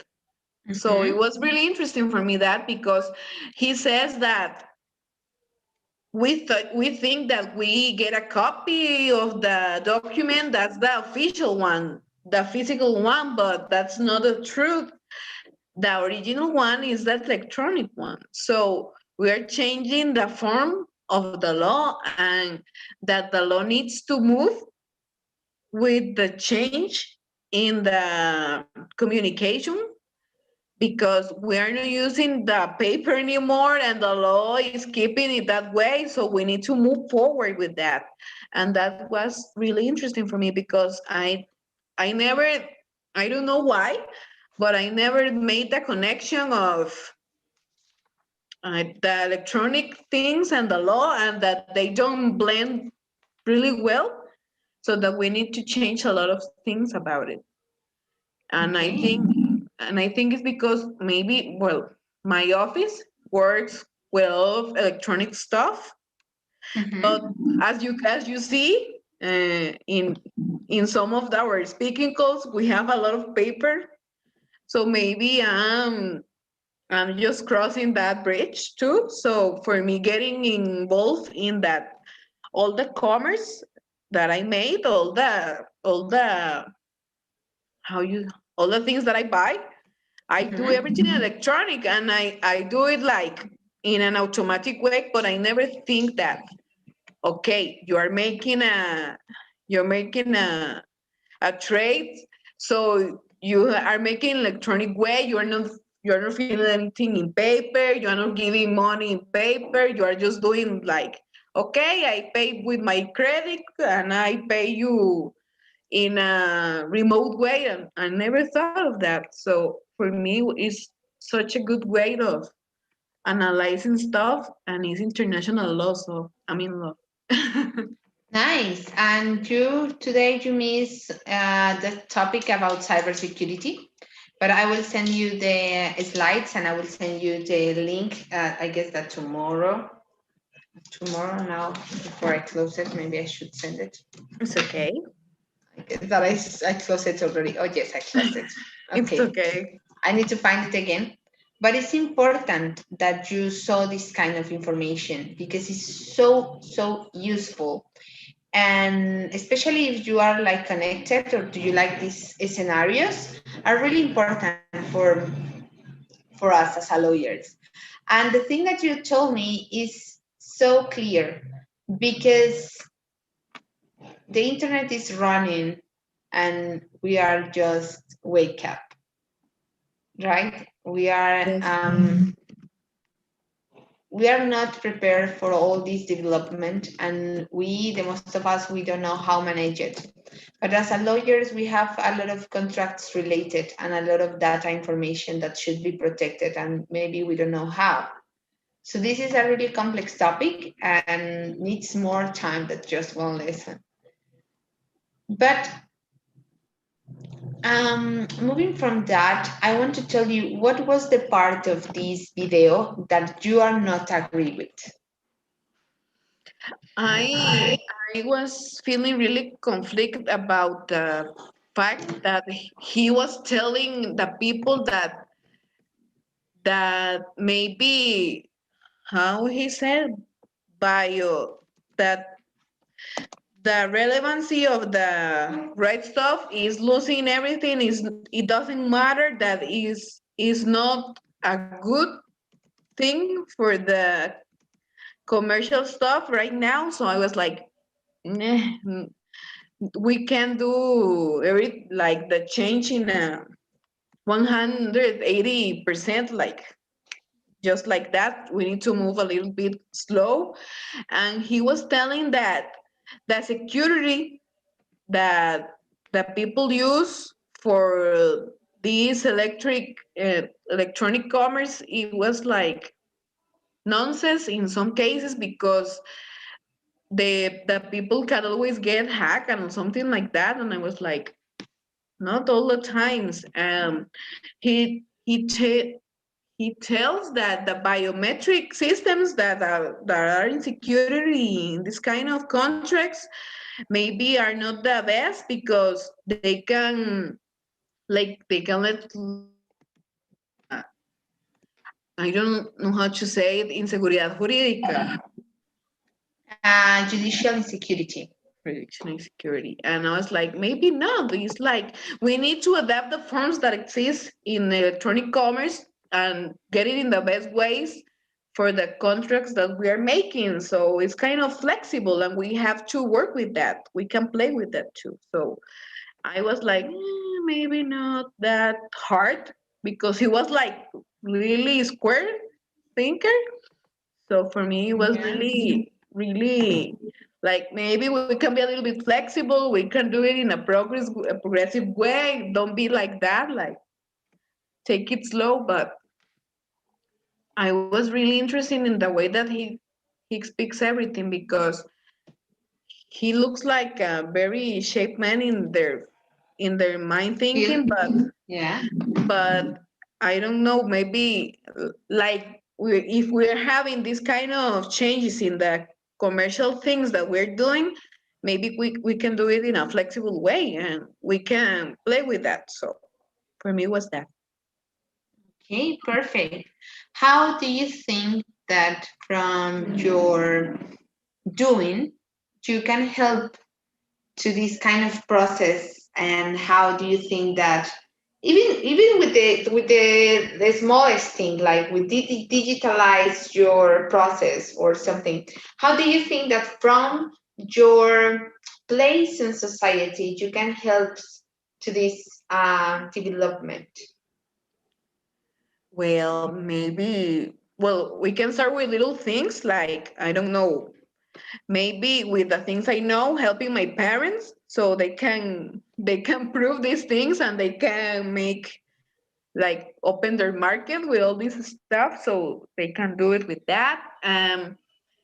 Maybe encouraging things in my work that we can do it everything in electronic ways because besides all the cases and all the work that we have, we also have to trade things. We have to do a lot of contracts for the buildings. We have to do a lot of maybe we can start making the ideas or making the movements so we can do that in electronic ways, because we are already using new forms of commercial trades like leasings and all this stuff.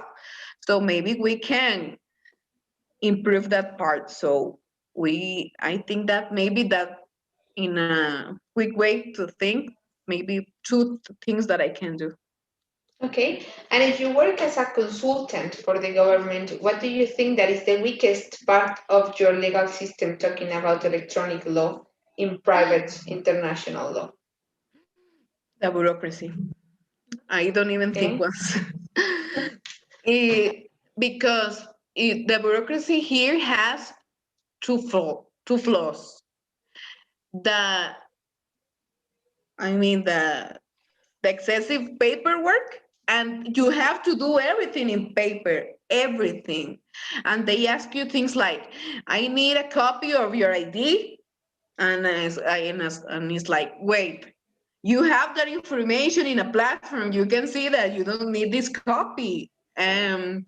Maybe with some, I don't know, licitación.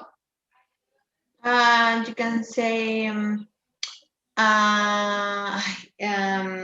this tengo la punta de la lengua. Like process. Y yo como, Dios mío, no. No, se me fue. No. Licitación. De licitación. De tarea, ahora lo busco. Uy, no. Espere. Yo estoy acá en el computador. Salimos de dudas ya. Like, I don't want to say. Es como licitación. Proceso de licitación. Hay una palabra específica.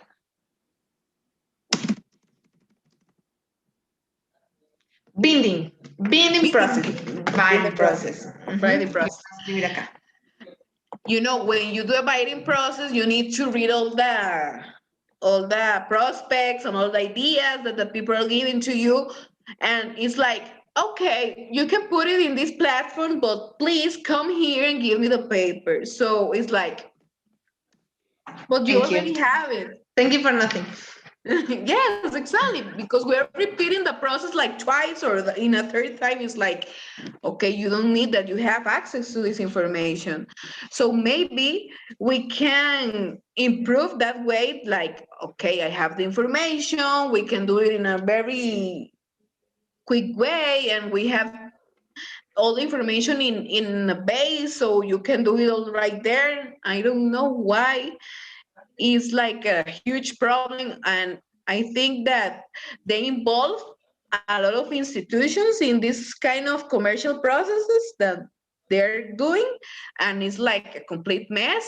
And maybe if we can, I think that's a plus for these kind of ideas that they're giving in the international commerce, because they are bonding the stuff and you can find it in one place and you can do it that things there, and it's like really quick, really, I don't know how would you say, a structure, and I think it's a better way, and they can have like, I don't know, really good results with that. So that's for me the biggest problem here.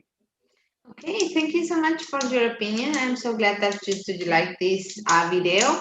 It's always so important to be connected with people that are dealing like from this kind of standards with topic that results interesting for us. Even when we are not working, it's always important to find someone that are really an expert in their area, because then you can be inspired by, or you can start to blow your mind with more curiosity, and that helps always. So thank you so much for your time. As I told you, I will be in contact with you and with all of you before organize the next session, and forever you have my telephone number, and everything that you need will be like come with that. So I see you on next Monday, and have a good night. Thank you so much for your time. Your score is now update. No worries at all. Okay. And everything is perfect. And I send you the homework to your mail. Yeah. And Yeah. I'm sorry because I send it to Hotmail, not Gmail. So no, it's okay. I No send it worries wrong. at all. No worries at all. No worries. Well. Everything is good. Okay. See you soon. Bye bye.